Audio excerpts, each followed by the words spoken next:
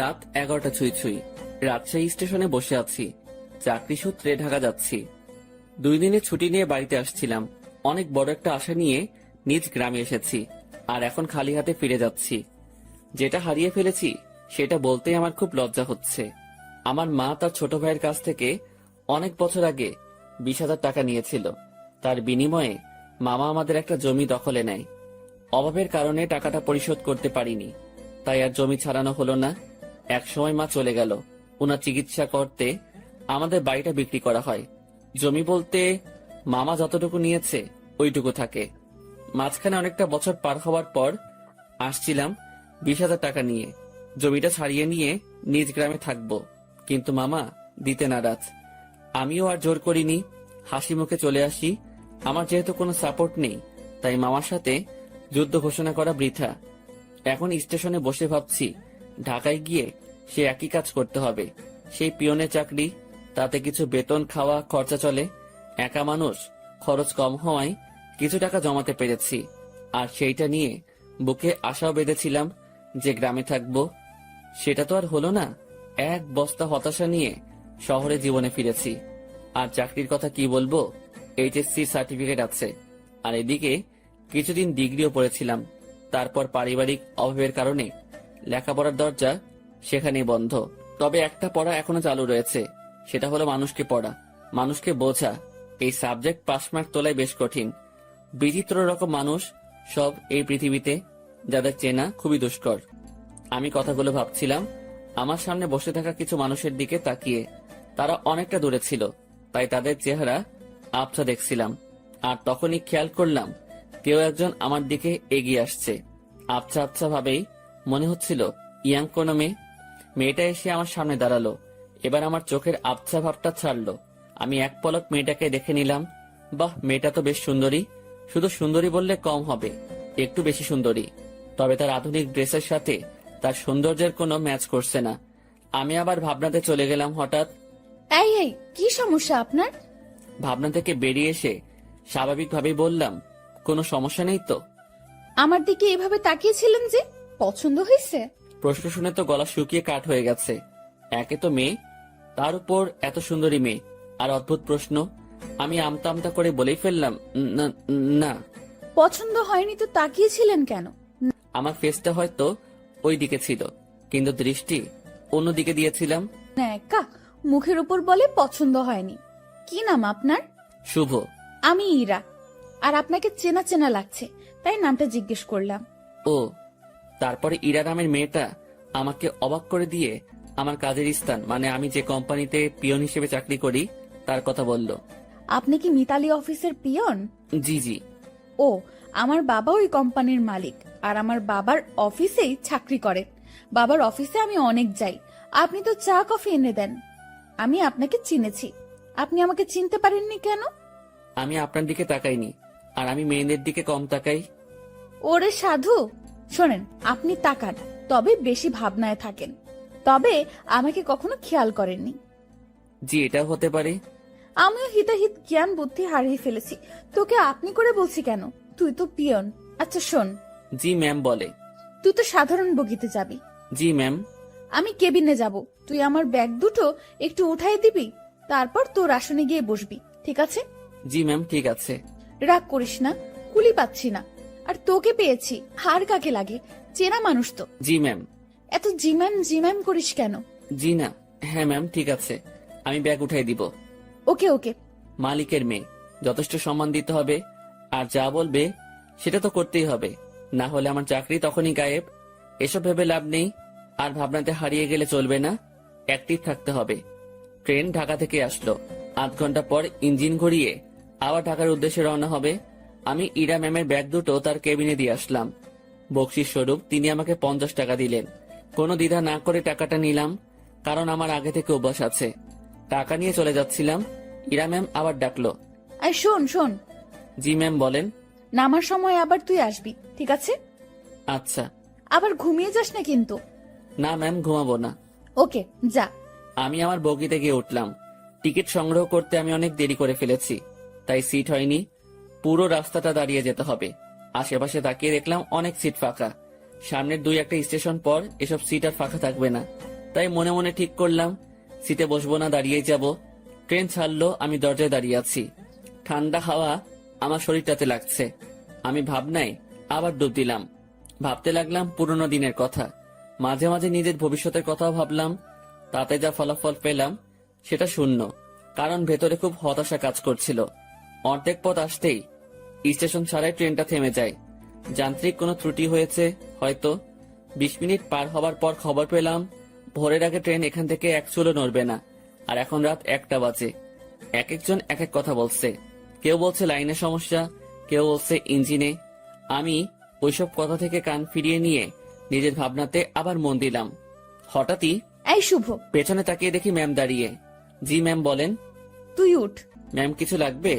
না, আমি একটু ট্রেন থেকে নামবো। ম্যাম বাইরে নামা ঠিক হবে না। যে অন্ধকার, এর মধ্যে কি বিপদ লুকিয়ে আছে কে জানে। কিসের বিপদ? বাইরে সাপ বিচ্ছু অনেক কিছু থাকতে পারে। কিচ্ছু নেই, চল নিচে নামবো। এই হলো আড়ালের ঘরে দুলালি, মন যা চায় সেটাই করবে। ম্যামকে নিয়ে ট্রেন থেকে নামলাম। নেমে দেখি অনেকেই নিচে দাঁড়িয়ে আছে। কেউ বাসায় ফোন করে সমস্যার কথা বলছে, আবার কেউ সিগারেট টানছে। ম্যাম আমার সাথে কথা বলা শুরু করলো। দেখ, জায়গাটা অনেক সুন্দর, তাই না? অন্ধকারে তেমন কিছুই তো দেখা যাচ্ছে না। চোখ না, মন দিয়ে দেখতে হয়। তবে ম্যাম আকাশটা বেশ সুন্দর লাগছে, অনুজ্জ্বল তারাগুলো দেখা যাচ্ছে। আমি তো অনুজ্জ্বল অনেক কিছু দেখতে পারছি। কি ম্যাম? এই যে দেখ, একটা টি স্টল, চল যাই। এখন ওখানে গিয়ে কি হবে? চা খাবো, চল চল, বেশ মজা হবে। শীতের মধ্যে এত রাতে বাইরে চা খাওয়ার মজাটাই আলাদা। আমি তো আর মানা করতে পারবো না, মানা করলেই বকা দিবে। কেন যে এর সাথে দেখা হয়ে গেল, মনে হচ্ছে বাকি রাতটাই বেশ প্যারায় রাখবে। টি স্টলের কাছে পৌঁছাতে দেখি কিছু যাত্রী এখানে আগে এসেছে। এই দোকানটার আশেপাশে আর একটা দোকানও নেই। হাতে চা নিয়ে আমি দোকানিকে বললাম, চাচা এমন একটা জায়গায় দোকান দিয়েছেন কি মনে করে? বাবা, সে অনেক কাহিনী। বাজারে দলাদলি চলে। আমার লোকজন না থাকায় ওখানে দোকানটা নেওয়া হয়নি। রাগের মাথায় নিজের জায়গাতেই দোকানটা নিয়ে বসেছি। বাহ, বেশ করেছেন। তা চলে কেমন? আলহামদুলিল্লাহ, ভালোই চলে। একটা কথা বলি, রাগ করে এখানে দোকান দিয়ে ভালোই করেছেন। এর জন্য আপনার হাতে চা খেতে পারলাম। আরো কিছুক্ষণ কথা হলো, বিলটা আমি দেই। ম্যাম আর আমি চলে আসি। ওনার সাথে আড্ডা দিতে খুব ইচ্ছে করছে, কিন্তু মালিক পক্ষের লোক আগ বাড়িয়ে কথা বলাটা বেয়াদবি হবে। আমি কিছু বলছি না, চুপচাপ তার পেছন পেছন হাঁটছি। আমার চুপ থাকা দেখে ম্যাম হয়তো কিছু একটা ভাবছে। আমাকে বলল, কি রে, কথা বলতে পারিস না? দোকানের সাথে তো বেশ জমিয়ে কথা বললি, এখন চুপ কেন? ম্যাম কি বলবো? সেটা কি আমাকে বলে দিতে হবে? দোকানে কি তোকে কিছু বলেছিল? না। তো কিছু বল, সারা রাত তো এভাবে চুপ থাকতে পারবো না। আপনি রাজশাহীতে কোথায় আসছিলেন? আর বলিস না, আমার একটা বান্ধবীর বিয়ে হলো, বিয়েতে আসছিলাম। ও। তুই বিয়ে করেছিস? না ম্যাম। কেন? কাকে বিয়ে করব? কাকে করবি মানে? দেশে কি মেয়ের অভাব পড়ছে? আসলে সেটা না। তো কি? আমার পরিবার নেই, আমার বিয়ে করা একটু সমস্যা। তো সমস্যার কি আছে? দেশে অনেক মেয়ে আছে যাদের পরিবার নেই, তাদের মধ্যে একজনকে বিয়ে করবি। ম্যাম ওইরকম হলে আমি করব না। কেন? সেটা না বলি। ওই সব বলতে হবে। মাথায় একটা দুষ্টু বুদ্ধি এলো। আমি বললাম, ম্যাম আপনার মতো সুন্দরী পেলে ভেবে দেখতে পারি। তোর ভাবা লাগবে না, আমার মতো কেউ তোর দিকে তাকাবেও না। সেটা আমার জন্যই ভালো। কেন? তাহলে আর বিয়ে করা লাগবে না। হয়েছে ভাই, থাম এবার। চল লাইনের ওই পাশটাই ঘুরে আসি। ইরা ম্যাম যেদিকে যাচ্ছে আমিও তার পেছন পেছন ছুটছি। একবার বললাম যে বাকি রাতটুকু ঘুমিয়ে নেন, তখন আমাকে ধমক দিয়ে বলল, সে কি আমার আদেশ মেনে চলবে? পরক্ষণেই ভাবলাম, তাই তো, সে আমার কথা মানবে কেন? সে তো মালিক পক্ষের লোক। লাইনের অন্য পাশটায় চলে আসলাম। এই পাশটায় ফাঁকা জায়গা নেই, কাছে একটা গ্রাম দেখা যাচ্ছে, আর লাইনের পাশ দিয়ে একটা রাস্তা গ্রামের ভেতরে চলে গেছে। চল রাস্তাটা দিয়ে গ্রামের ভেতর যাই। না ম্যাম, এত রাতে যাওয়া ঠিক হবে না। আমি কি বলছি তোকে? জি ম্যাম, চলেন। এই হলো মেয়ে মানুষ, ভালো মন্দ কিছুই বোঝে না। তারপর যদি এরকম ধনী ঘরের মেয়ে হয়, তাদের মাথার তার 2-1 কমই থাকে। এরা পুরো পৃথিবীকে নিজের মনে করে আর ভাবে সেই সব থেকে ক্ষমতাধর ব্যক্তি। দুজনে অনেকটা হাঁটলাম। এখন আমরা হাঁটছি গ্রামের ভেতরে। পুরো গ্রাম নিস্তব্ধ, কোথাও কোনো সারা শব্দ নেই, শুনশান পরিবেশ। ম্যাম মাঝে মাঝে আমার সাথে কথা বলছে। এক সময় আমরা ভালোই কথা বলতে শুরু করি। ম্যাম আমাকে বলল, তুই কি সারা জীবন এইভাবেই কাটাবি? জানি না জানিস না মানে? আমার ভাগ্যে কি আছে আমি কিভাবে বলবো। তাও সবার তো অনেক ফিউচার প্ল্যান থাকে, তোর নেই? না। অদ্ভুত। আচ্ছা ম্যাম, একটা জিনিস আমার কাছে খুব খারাপ লাগছে। কি? বললে রাগ করবেন না তো? না, বল। স্টেশনে যখন আপনাকে দেখলাম তখন একটা জিনিস খেয়াল করেছি। কি খেয়াল করেছিস? আপনার সৌন্দর্যের সাথে আপনার আধুনিক সাজগোজ একদমই বেমানান। কি বলিস? সবাই তো খুব প্রশংসা করে। সবার চোখ নেই তাই। তো কেমন সাজলে আমাকে ভালো লাগবে? অতি সাধারণ। যেমন?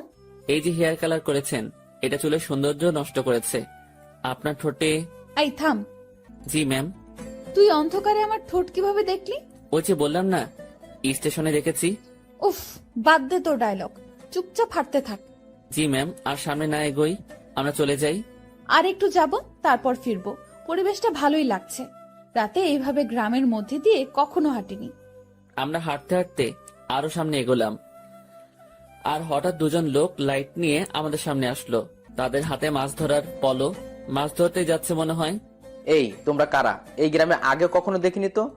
ভাই, আমরা আসলে ট্রেনে যান্ত্রিক ত্রুটির কারণে মাঝপথে দাঁড়িয়ে গেছে, আর ট্রেন থেকে নেমে আমরা একটু হাঁটতে আসছি।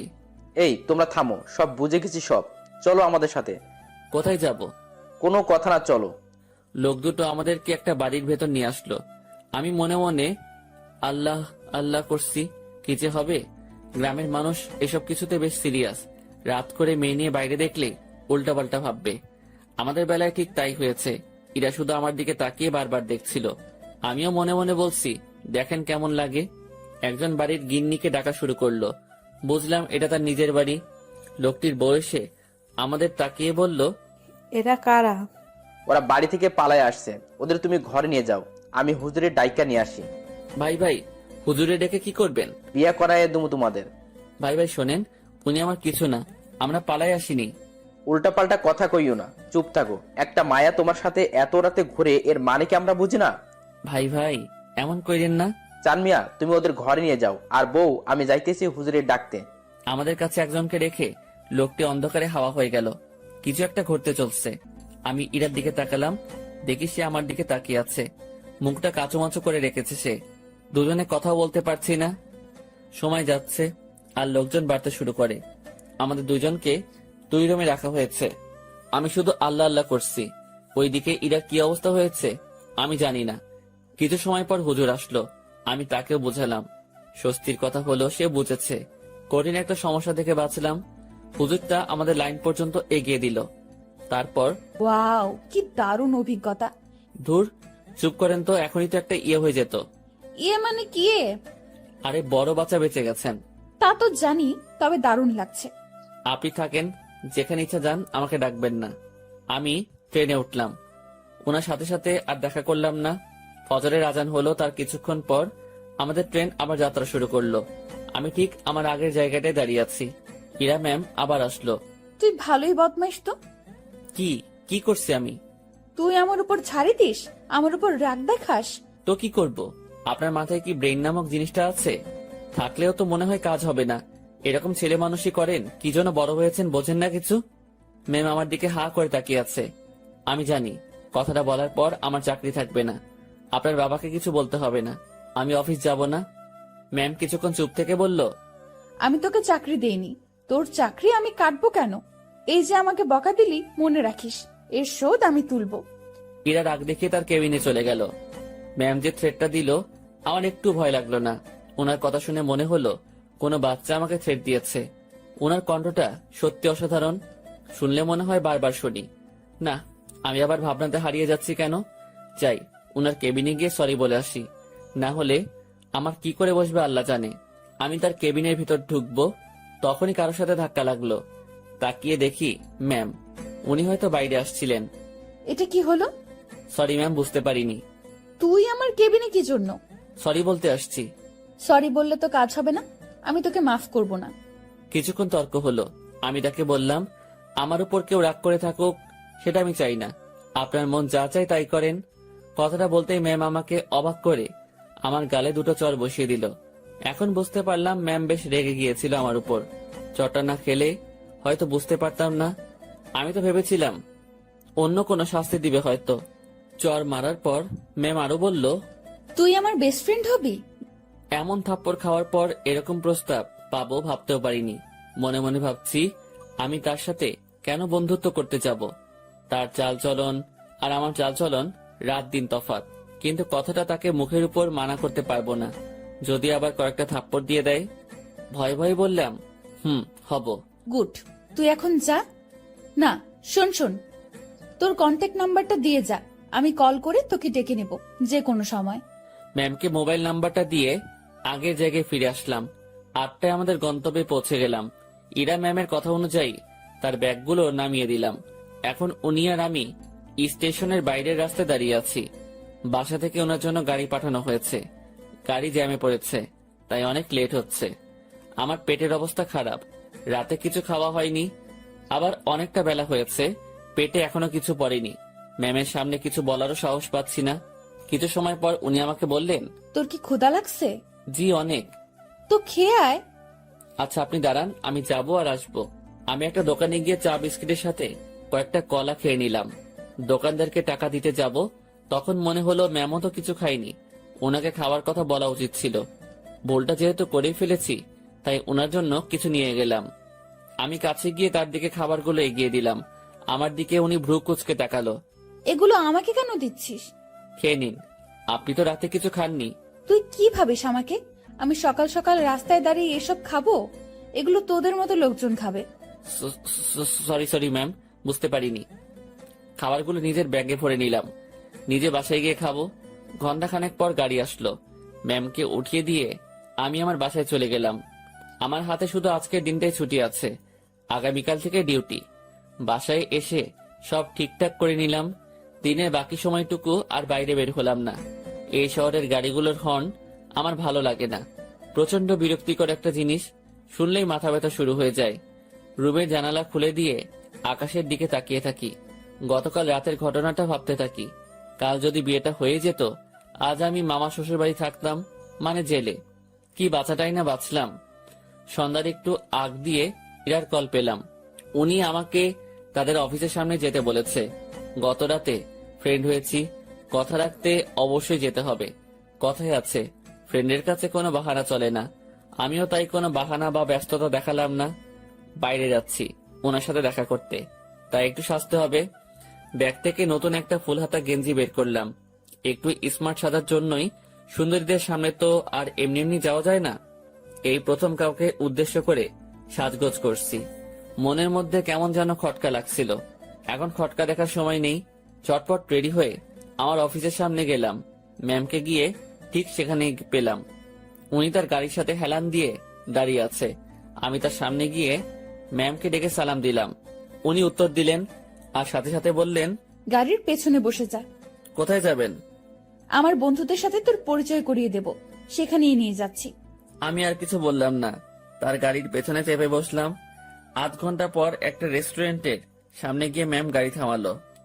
তারপর আমাকে নিয়ে রেস্টুরেন্টে ঢুকলো। আমি তার পিছু পিছু গেলাম। উনি একটা জায়গায় গিয়ে থামলো আর কিছু ছেলেমেয়ের সাথে গিয়ে কথা বলা শুরু করলো। বুঝতে পারলাম এরাই তার ফ্রেন্ড। এবার ম্যাম আমার দিকে তাকিয়ে বলল, বন্ধুরা, তোমাদের জন্য একটা গিফট এনেছি। কি রে দোস্ত, কে এটা? আর বলিস না, এই প্রাণীকে রাজশাহীতে পেয়েছি। এই পাগলার সাথে কিছুক্ষণ কথা বলেছি, তারপর বেস্ট ফ্রেন্ড হওয়ার প্রস্তাব দিয়েছি। দুঃখের বিষয় হলো পাগলা আমার কথা বিশ্বাস করে হ্যাঁ বলে দিয়েছে।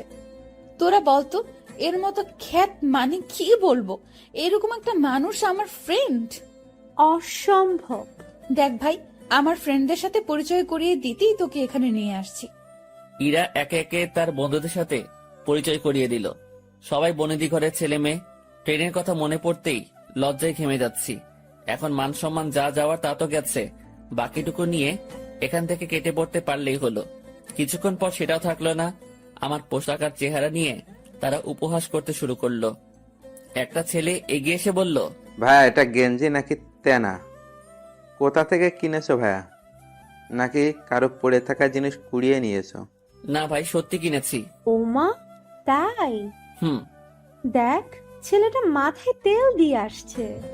সবাই হেসে উঠলো। সত্যি কথা বলতে আমি তেল দেইনি, ওরা পচানি দেওয়ার জন্যই বলছে। ভাবছি এখানে আর থাকা ঠিক হবে না। ম্যামকে বললাম, ম্যাম আমি এখন যাই। ওলে বাবুটা, এখনই না, কিছু খেয়ে যাও। হ্যাঁ, কিছু খেয়ে যা। একটা ছেলে আমার পকেটে হাত দিল। আমার দুর্ভাগ্য যে পকেট থেকে সে 20,000 টাকা নিয়ে এসেছি, ব্যাগে রেখে আসবো মনে ছিল না। ছেলেটা আমার পকেট থেকে টাকাটা দেখে একটু অবাক হয়ে বলল, কি রে, তোর কাছে এত টাকা কুড়িয়ে পেয়েছিস কোথায়? যাই হোক, আমাদের কিছু খাওয়া। আমি আর কি মানা করব, মান সম্মান একটু বজায় রাখতে হ্যাঁ বললাম। তাতেই ওরা সুযোগ পেয়ে গেল, নানা রকম দামি খাবার অর্ডার করলো, যেগুলো আমি চোখে দেখা তো দূরের কথা, নামও শুনিনি। ওরা সবাই খাচ্ছে, আমি দাঁড়িয়ে আছি। একজন খেতে বলেছিল, কিন্তু আমি মানা করেছি আর বলেছি খেয়ে আসছি, আমার পেট ভরা। খাওয়া শেষে বিল তো 20,000-এর উপরে এলো। আমার মাথায় ঢুকলো না 7-8 জন মিলে 20,000 টাকা কিভাবে খায়, যেটা জোগাড় করতে আমার বছরখানেক সময় লেগেছিল। খারাপ ভালো দু ধরনের মজাই পাচ্ছিলাম। কম খাবারে এত বিল, আর আমার পকেটে টাকা গায়েব। ম্যাম আমি এখন যাই। হ্যাঁ যাবি, তার আগে একটা কথা বলি, কখনো এরকম মফিজ মার্কা কাজ করবি না। এত সহজে কোনো বন্ধুত্ব পাওয়া যায় নাকি? জীবনে কোনো কিছুই সহজভাবে নিবি না। জি ম্যাম। যা তাহলে। আমি বাইরে এসে দাঁড়ালাম। পকেটে টাকা নেই, বাসায় যাব টাকা লাগবে। মনে মনে ঠিক করলাম ম্যামের কাছ থেকে কিছু টাকা চেয়ে নিব, না হলে এই পথ যেতে যেতে মধ্যরাত হয়ে যাবে। কাল সকালে আবার অফিসে যেতে হবে। অনেকটা সময় পার হওয়ার পর ম্যাম আর তার বন্ধুরা বের হলো। আমি ম্যামকে ডাকায় সে বাকিগুলোকে বিদায় দিয়ে আমার দিকে আসলো। কি হয়েছে, এখনো যাসনি কেন? ম্যাম আমাকে কিছু টাকা। পুরোটা বলার আগেই একটা থাপ্পড় বসিয়ে দিল। আমি আবার বললাম, গাড়ির ভাড়া টাকাটা চাইছিলাম, পকেটে কোনো টাকা নেই, যেতে অনেক সময় লাগবে, কাল থেকে আবার অফিস আছে। তোর জন্য কি আমি টাকা নিয়ে দাঁড়িয়ে আছি, ফকিন্নির বাচ্চা? কথাটা সত্যি বুকের মাঝখানে গিয়ে লাগলো। আমি আর কথা বাড়ালাম না, ওনার দিকে একবার তাকিয়েই হাঁটা শুরু করলাম। সেই জায়গা থেকে বাসায় যাওয়ার পুরোটা সময় শুধু রেস্টুরেন্টের ভেতরের অপমানের কথা মনে হয়েছে। আজকাল মানুষগুলো কেমন হয়েছে, আরেকজনের আর্থিক অবস্থা না বুঝে তার টাকা খসানোর জন্য উঠে পড়ে লাগে। টাকাগুলোর জন্য খুব মায়া হচ্ছে। ওদের কাছে হয়তো সামান্য টাকা, কিন্তু আমার কাছে পাহাড় পরিমাণ। মধ্যরাতে বাসায় ফিরলাম, কিছু শুকনা খাবার খেয়ে শুয়ে পড়লাম। শুয়ে আর কিছু ভাবলাম না, ঘুমানোর চেষ্টা করলাম, কারণ কাল অফিস যেতে হবে। পরদিন সকালবেলা উঠতে আর দেরি করলাম না, ফোনে অ্যালার্ম দেওয়াই ছিল। সময় মতো উঠে হাতের কাজগুলো সেরে নিলাম, তারপর খেয়ে অফিসের উদ্দেশ্যে রওনা হলাম। অফিসে যাওয়ার পর যে সমস্যায় পড়লাম সেটা আমি কখনো চিন্তাও করিনি। যেখানে স্যার মানে ইরার বাবা বসে থাকার কথা, সেখানে ইরা বসে আছে। ওই চেয়ারটাতে ইরা বসা মানে আজকের দিনটা পুরো শেষ। আমি রুমে ঢুকে তাকে সালাম করে বেরিয়ে আসলাম। কিছুক্ষণ পর উনি নক করলেন। আমি ভেতরে গিয়ে বললাম, জি ম্যাম বলুন। 4 নম্বর টেবিলে রাশিদ সাহেব অফিসে আসেনি, তুই একটু খোঁজ নিয়ে দেখ। জি ম্যাম। আমি ফোন করে জানলাম উনি রাস্তায় আছেন। আমি ম্যামকে সেটা জানিয়ে দিয়ে বাইরে বসে আছি। সেই মুহূর্তে জেনারেল ম্যানেজার আমাকে ডাকলেন কফি এনে দিতে। আমি কফি নিয়ে তার রুমে গেলাম। কফির কাপটা হাতে নিয়ে দেখলেন এবং ফেলে দিলেন। কি হয়েছে এটা বলার সাথে সাথে উনি আমাকে চর বসিয়ে দেন আর বলেন, কফির উপর মরা মাছি পড়ে আছে, দেখিস না? সরি স্যার, দেখতে পাইনি। উনি আমার কলার ধরলেন। আমি যদি এটা খেয়ে ফেলতাম, তারপর যদি অসুখ করতো, তুই কি করতিস তখন? স্যার মাফ করে দেন, দেখতে পাইনি। উনি অনেক বাজে বাজে বকা দিচ্ছিলেন। অফিসের মধ্যে একটা শোরগোল বেঁধে গেল। ইরা ম্যাম তার কেবিন থেকে উঠে আসলেন। সবাই মিলে দোষটা আমাকে দিচ্ছিল। এখন ভয় লাগছে যে ম্যাম চটটা মেরে হয়তো বিদায় করে দিবেন। তারপর ম্যাম সবকিছু শুনলেন, আমার থেকেও আর ম্যানেজারের থেকেও। সব শোনার পর যা করলেন দেখে তো আমি হতবাক। পরপর 2টা চর বসিয়ে দিলেন ম্যানেজারের গালে। আমি কিছু বলার আগেই এখান থেকে বের হবেন। আর হ্যাঁ, বাকি সবাইকে বলছি, এটা নিয়ে কোনো কথা হবে না। সমস্যা হয়েছে, সমাধান করেছি। সমালোচনা করে ভালো জিনিস খারাপ বানাবে তো পাবলিক, বুঝবা? কত ধানে কত চাল, যার যার কাজে যাও, অনেক সময় নষ্ট হয়েছে। কিছুক্ষণ ঝড়ের পর অফিস স্বাভাবিক, আগের মতো কাজ চলছে। কিভাবে সব সামনে নিলাম, হুটহাট ম্যানেজার শেখড, সাথে 2টা থাপ্পড়। বিচারটা যাই করুক, তাহলে আমার সাথে অমন করলো কেন?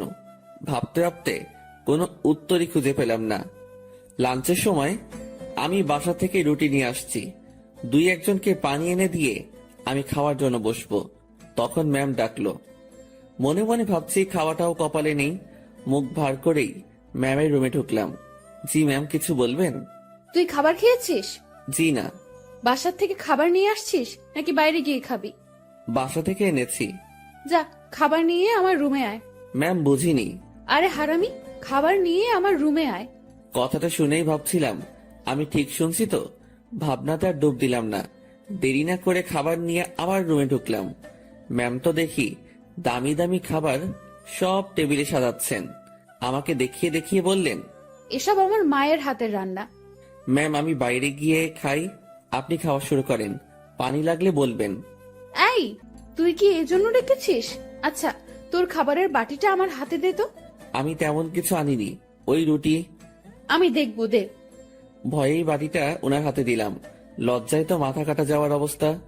বাসায় কিছু ছিল না, তার উপর টাকাও নেই। রুমে পেঁয়াজ মরিচ ছিল, সেগুলো কেটে তেল আর লবণ দিয়ে মাখিয়ে নিয়ে আসছি। ম্যাম যদি সেটা দেখে তো। কথাটা ভাবতে ভাবতেই বাটির ঢাকনা খুলেই উনি চোখ বড় বড় করে ফেলেন। খাবারটা কিছুক্ষণ তাকিয়ে থেকে দেখে আবার আমার দিকে তাকালেন। কি রে, এগুলো কি? ম্যাম আসলে রুমে কিছু ছিল না, তারপর টাকাও নেই। রুমে আটা ছিল তো, ওইটা দিয়ে আর কি একটা ব্যবস্থা করে নিয়ে আসছি। ম্যাম আমার বাটিটা টেবিলে রাখলেন, তারপর উনি তার চেয়ারে বসে পড়লেন। আমি দাঁড়িয়ে আছি। উনি একবার আমার দিকে তাকাচ্ছেন, আর একবার আমার খাবারের দিকে তাকাচ্ছেন। আমি ওনার সামনে এখন লজ্জাতে ইমিটিমিটি হাসতেছি। উনি কিছু সময় চুপ থাকার পর মুখ খুললেন। এই যে, এই খাবারগুলো তোর। ওনার খাবার আমার দিকে এগিয়ে দিলেন। আমি টেবিলের কাছে গিয়ে হাত দিয়ে নিজের বাটিটা নিয়ে বললাম, আমি যেটা এনেছি সেটা না খেলে আমার পেট ভরবে না, আর আপনার খাবার খেলে আমার পেট খারাপ হতে পারে। এত ভালো জিনিস কখনো খাওয়া হয়নি তো, পেট খাবারটা সহ্য করতে নাও পারে। গতকালের রাগটা একটু দেখিয়ে রুম থেকে বেরিয়ে আসলাম। নিজের খাবার খেয়ে আবার কাজে মনোযোগ। কার কি লাগছে, কে কি চাচ্ছে, সব দেখাশোনা করছি। দুপুরের পর ম্যাম আমাকে আর ডাকেননি। বুঝতে পারলাম তিনিও কিছুটা বুঝতে পেরেছেন আমার কষ্টটা। রাতে অফিস শেষ করে বাসায় ফিরলাম। পাশের বাসার পরিচিত একজনের কাছ থেকে টাকা ধার নিয়ে মাছ কিনে নিয়ে এসে রান্না বসিয়ে দিলাম। তখন রাত প্রায় 10টার কাছাকাছি। চুলোয় রান্না বসাবে সেই সময় ফোন আসলো। ম্যাম ফোন করেছে, নাম্বারটা সেভ করে রেখেছি। ধরবো কি ধরবো না এমন করতে করতে রিসিভ করে সালাম দিলাম। উনি উত্তর দিয়ে বললেন, কি করিস? এই তো ম্যাম, কিছু না। এখন শোন, জি ম্যাম, বলেন। দুপুরে আমার মুখের উপর কথা বলে আমাকে লজ্জা দিয়ে তোর খাবার নিয়ে চলে গেলি, ভয় করলো না? আমি চুপ হয়ে গেলাম। কি বলবো উত্তরে বুঝতে পারছি না। কিরে, কথা বলছিস না কি জন্য? ম্যাম, অফিসের কোনো কথা হলে বলেন। তুই আমার কথা ঘুরিয়ে নিস। আমি যা বলছি তার উত্তর দে। জি ম্যাম, বলেন। ওভাবে খাবার নিয়ে চলে গেলি কেন? আপনার খাবার খেয়ে আমার ক্ষুধা মিটত না। তাই না? জি। আমি বুঝতে পেরেছি, তুই আমার উপর রাগ দেখাচ্ছিস, সুযোগ ভালোই কাজে লাগাচ্ছিস। এখানে কিসের সুযোগ ম্যাম? আপনি আমাকে এখন মানা করে দিলে আমার সাথে তো আপনার এখনই কোনো অফিসিয়াল সম্পর্ক থাকবে না।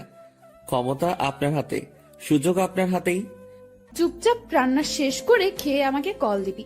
ম্যাম, অফিসের কোনো বিষয়ে কথা বলবেন? না। তাহলে ফোন দিয়েন না, আমিও দিব না। তোর 24 ঘন্টাই ডিউটি। আমি ফোন দেওয়ার পর সময়টুকু অফিসিয়াল, ওকে? তাহলে বেতন বাড়িয়ে দিয়েন। ঠিক আছে, দিব। ঠিক আছে, দিব। তুই অবশ্যই ফোন করবি। আর হ্যাঁ, কাল অফিসে আসার সময় দুপুরের খাবার আনবি না।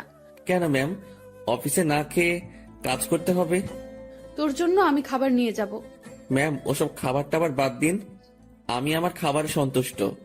তুই যদি কাল অফিসে তোর রান্না করা কিছু নিয়ে আসিস তো মনে রাখবি, তোকে শুধু অফিস থেকে না, দুনিয়া থেকেই বিদায় করে দিব।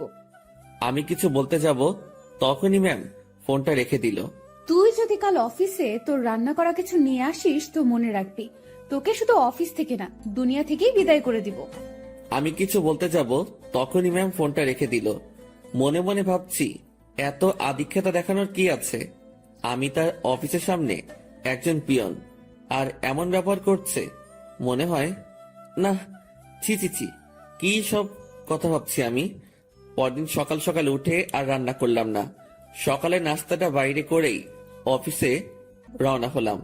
অফিসে গিয়ে দেখি ম্যাম আগে এসেছেন। প্রতিদিনের মতো হাজিরা দিলাম। উনি আমাকে দেখে তেমন কিছু বললেন না। দুপুর পর্যন্ত স্বাভাবিকভাবেই কাজ করলাম। দুপুরের খাবার সময় ম্যাম তার রুমে ডাকে। আমি জানি উনি আমার জন্য খাবার নিয়ে আসছে। খুব লজ্জা লাগছিল। রুমের একপাশে খাবার খাওয়ার জন্য সুন্দর একটা ব্যবস্থা ছিল। ম্যাম আমাকে ওখানটায় বসতে বলে, আর আমার সামনাসামনি উনিও বসে যান। উনি একটা প্লেটে খাবার নিয়ে আমাকে দেয়, আরেকটা উনি নেন। আমি প্লেটে হাত দিতে পারছিলাম না, খুব ভয় কাজ করছিল। এত বড় একজন মানুষের সামনে খাবার খাওয়া চারটেখানি কথা না, তার উপর সামনে এত সুন্দরী মেয়ে বসা। ম্যাম আমার দিকে খেয়াল করে বলল, তুই হাত দিয়ে খাবি না খাওয়াই দিব? জি না ম্যাম। একটা কথা, কি? আমি খাবার বাইরে নিয়ে গিয়ে খাই। এখানে খাইতে তোর সমস্যা কোথায়? ম্যাম সত্যি বলতে ভয় করছে। কি ভয়? আরে ভয় কি জন্য পাচ্ছিস? আপনার সামনে এভাবে খাওয়া। তো কি হয়েছে, খা। ম্যাম বাইরে যাই। শুভ, আমি এক কথা 100 বার বলতে পারবো না। আমি আর কথা বাড়ালাম না, ভয়ে ভয়ে খাওয়া শেষ করলাম। ম্যাম ছোট বাচ্চাদের মতো খাচ্ছিলেন, দেখতে বেশ মজাই লাগছিল। ম্যাম খাওয়ার দৃশ্যটা দেখতে গিয়ে তার চোখে চোখ পড়ে যায়। আমার বুকটা তখন ভয়ে ধুপ করে উঠেছিল। ইশারায় বলেছিলেন, কি হয়েছে? আমি মাথা নাড়িয়ে মানা করে বলি, কিছু না। খাওয়া শেষে, তুই বাসায় যা, তোর ছুটি। জি ম্যাম। কেন? আমি দিয়েছি তাই। বাসায় তো কোনো কাজ নেই আমার। এত কথা বলতে তোকে কে বলেছে? যা, সোজা বাসায় যাবি, কোথাও যেন দেরি না হয়। আমার ছুটিতে বাকি সবাই একটু অবাক হলো। আমি জানি না ম্যাম, আমার কাজগুলো কাকে দিয়ে করিয়ে নেবেন। উনি যেভাবে কাজ করেন, যে কেউ দেখলে অবাক হবে। আমি বাসায় এসে বিছানায় আরাম করছি। মাথার উপর ফ্যানটার দিকে তাকিয়ে অন্য একটা ভাবনায় ছিলাম। নির্দিষ্ট কোনো ভাবনা না, একদমই এলোমেলো। বাংলায় এই ভাবনাকে কি বলে বা কিভাবে ব্যাখ্যা করে আমি জানি না। এই জিনিসটা ভাবতে ভাবতে আমার চোখটা বন্ধ হয়ে আসে। জানি না কতটা সময় ঘুমিয়েছি।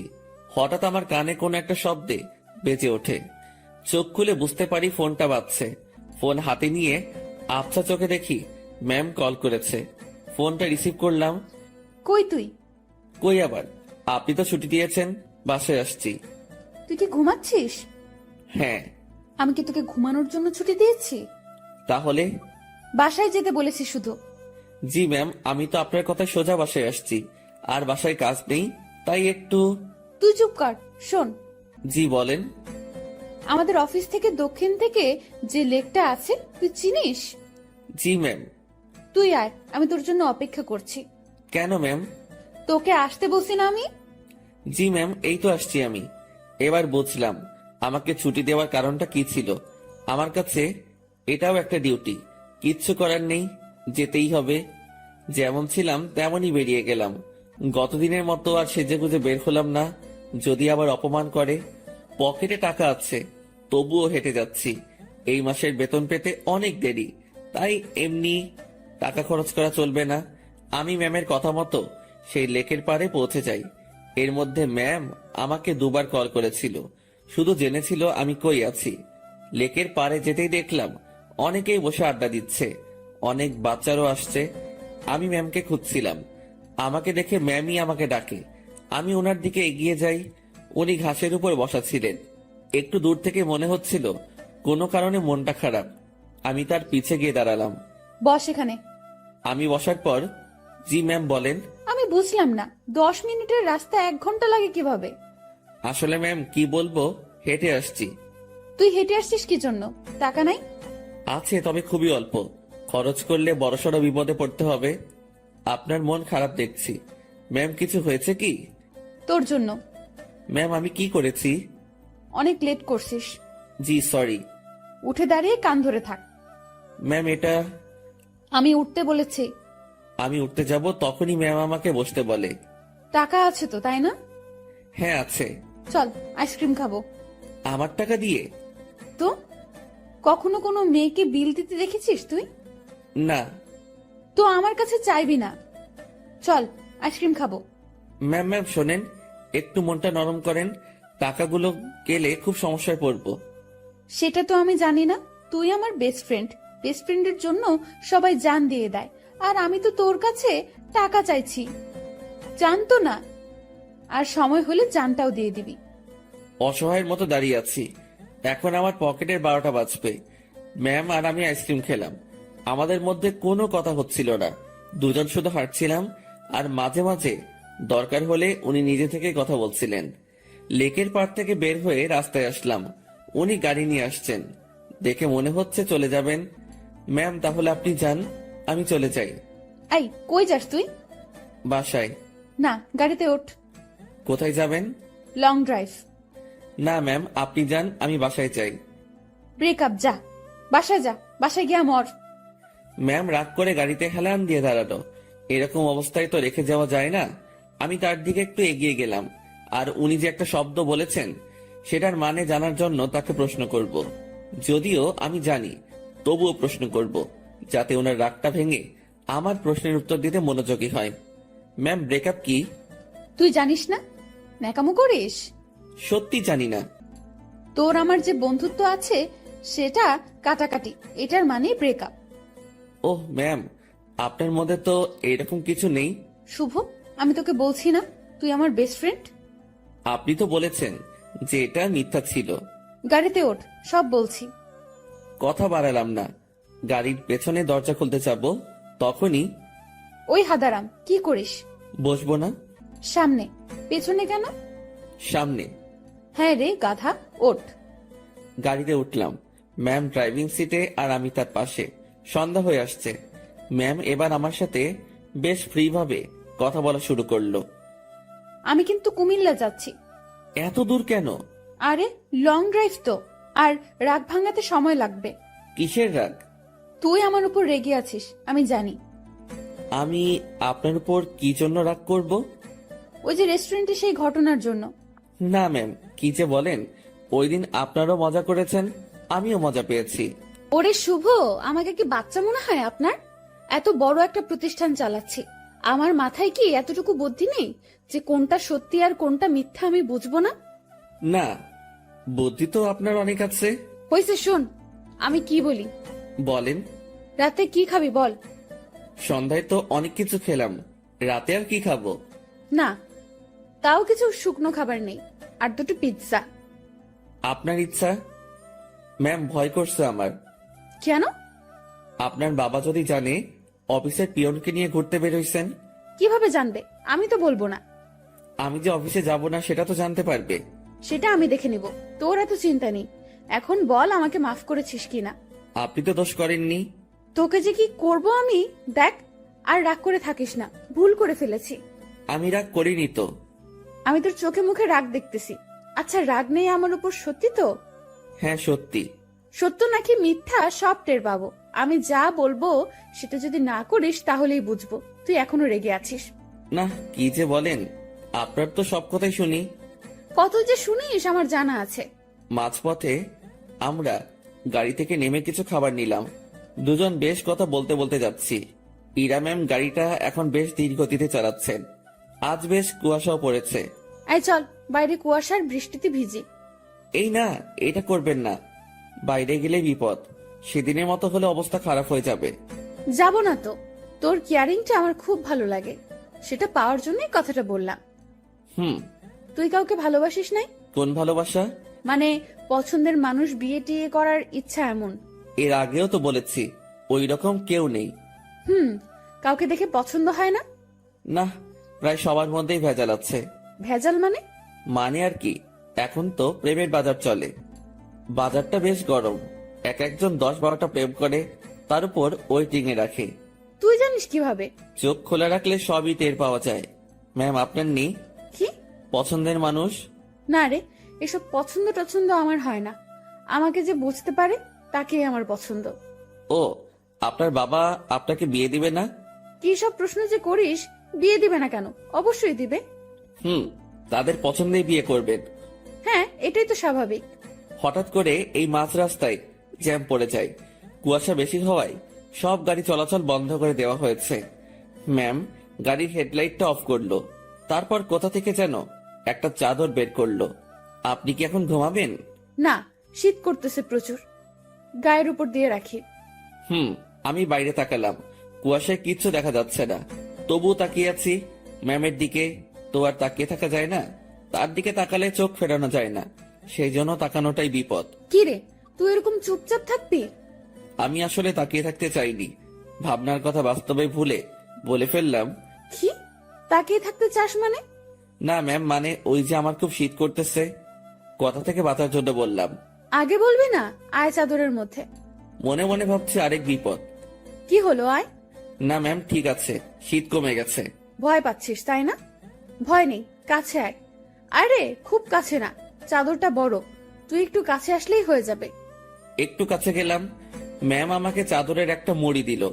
আমি সেটা আমার পাশে ঘিরে পিঠের সাথে লাগিয়ে নিলাম। এবার আমি কাঁপতেছি, তবে সেটা শীতে না, ভয়ে। কাঁপুনি রেখে ম্যাম বলল, ওরে আল্লাহ, তোর এত শীত করতেছে। এখন ঠিক হয়ে যাবে। আমি জানি ঠিক হবে না। কথাটা বলে ম্যাম আমার খুব কাছে আসলো, তবে তার শরীরের সাথে কোনো স্পর্শ লাগেনি। অনেক চেষ্টা করে নিজের কাঁপুনি থামালাম। ম্যামের চোখে ঘুম ঘুম ভাব এসে গেছে। ম্যাম, আপনি তো ঘুমাচ্ছেন। কই না তো। আপনার কি খুব ঘুম পাচ্ছে? অনেক। ম্যাম ধীরে ধীরে বেশ সুন্দরী হয়ে উঠছে। শুনেছি সুন্দরী মেয়ে ঘুমালে আরো বেশি সুন্দরী লাগে। আজ সেটা সামনে থেকে দেখলাম।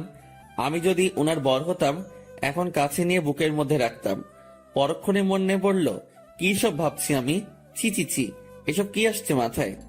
ম্যাম ঘুমে আর ঠিক থাকতে পারে না, আমার খুব কাছে আসে, আমার কাঁধের উপর তার মাথা রাখার চেষ্টা করছে। এবার সব ভুলে যাই আমি, নিজে থেকে তার দিকে এগিয়ে যাই, আর উনি তার মাথা আমার কাঁধের উপর রাখে। বুকের মধ্যে হাতুড়ি পেটা হচ্ছে। ওনার নিঃশ্বাস আমার টি শার্টে লাগার পরপরই আমার কেমন যেন একটা অনুভূতি কাজ করছে। না পারছিলাম তখন বুঝতে, না পারছিলাম ভাবতে। কিছুক্ষণ ঘুমানোর পর ম্যাম জাগ না পায়, আমি জেগেই আছি। একটুর জন্য চোখ বন্ধ করিনি। ম্যাম উঠে দেখলো সে আমার কাঁধে মাথা রেখে শুয়ে আছে। ঘাটটা দ্রুত উঠিয়ে দিয়ে বলল, সরি সরি, আমি ঘুমের মধ্যে। ম্যাম আমি আপনার কাছে গিয়েছি, দেখছিলাম আপনি ঝিমুনি দিয়ে বারবার পড়ে যাচ্ছিলেন। হুম। ম্যাম লজ্জা পেয়েছে, লজ্জা মাখা মুখ নিয়ে বলল, রাত অনেক হয়েছে, এখন যা এনেছি সব খেয়ে নেই। জি ম্যাম, আপনার ইচ্ছে। তুই সব আমার উপর নির্ভর করিস কি জন্য? নিজে কিছু বলতে পারিস না? জি ম্যাম, এখনই খাবো। এই, সেটা আমার বলার পর। আমরা খাবার খাওয়া শুরু করলাম। হঠাৎ পুলিশ এসে নক করলো। আমরা গাড়ি থেকে নামলাম। ইরা পুলিশের সাথে কথা বলছিল। আপনারা কোথায় যাচ্ছেন? কুমিল্লা 14 গ্রাম। উনি আপনার কে হন? বর। উনি দূরে দাঁড়িয়ে আছেন কেন? ভয় পাচ্ছে নাকি? এই, তুমি এখানে আসো। মনে মনে বলছিলাম, ভয় পাবো না, পুলিশকে কি মিথ্যাটাই না বললো। আপনারা যে স্বামী স্ত্রী সেটা আমি বুঝবো কিভাবে? এইটারও প্রমাণ লাগবে। হ্যাঁ। আমার চাচ্চু আবু সাইদ পুলিশ কমিশনার। কি নাম বললেন? আবু সাইদ। উনি তো ঢাকায় থাকেন তাই না? হ্যাঁ। আপনারা ঢাকা থেকেই আসছেন? হ্যাঁ, ঢাকা থেকেই তো আসবো। সাইদকে আমি চিনি, উনি আমার বন্ধু। দাঁড়াও, আমি এখনই ফোন করছি। তুমি আগে বললা না। সরি মামুনি। এরা তো পড়লো মহা বিপদে। তার চাচাকে যদি বলে দেয় বরকে নিয়ে ঘুরতে যাচ্ছে, তাহলে তো ইরা শেষ। এখন সে এই পুলিশকে না করতেও পারবো না। এদিকে তার চাচা ফোনটা রিসিভ করেছে। দুজন বন্ধু একে অপরের খোঁজ নেওয়ার পর পুলিশটা ইরার কথা বলল। ইরার চাচা বড় সড়ো এক ধাক্কা খেলো। পুলিশ আমাদের বিদায় জানালো। আমরা গাড়িতে গিয়ে বসলাম। ইরা তো ভয় শেষ। একটু পরেই ইরার ফোনটা বেঁচে উঠলো। তার চাচা কল করেছে। ইরা ফোনটা রিসিভ করলো। তুমি কোথায় আছো, কিভাবে আছো, কার সাথে আছো আমি জানতে চাচ্ছি না। যার সাথে থাকো না কেন তাকে কাল আমাদের বাসায় নিয়ে আসো, ঠিক আছে? জি চাচ্চু। ওকে। ইরার চাচা ফোন রেখে দেয়। ইরা আমাকে বলতে শুরু করলো, এখন কি হবে? আপনারই তো দোষ, আপনি মিথ্যা বলতে গেলেন কেন? সত্যি বললে যদি সমস্যা করতো তাই। আর আমি আগে থেকেই ভেবে রেখেছি কত সমস্যা হলে এগুলো বলবো। কিন্তু এই হারামি পুলিশটা যে চাচার বন্ধু কে জানতো? আচ্ছা, টেনশন করেন না, বাসায় গিয়ে সত্যি কথাটা বলে দিবেন, হয়ে যাবে। ভয়টা আমাকে নিয়ে না, তোকে নিয়ে। কেন? জানি না কি হবে। ওরা তোকে কি বলবে, আমি কিভাবে সামলাবো বুঝতে পারছি না।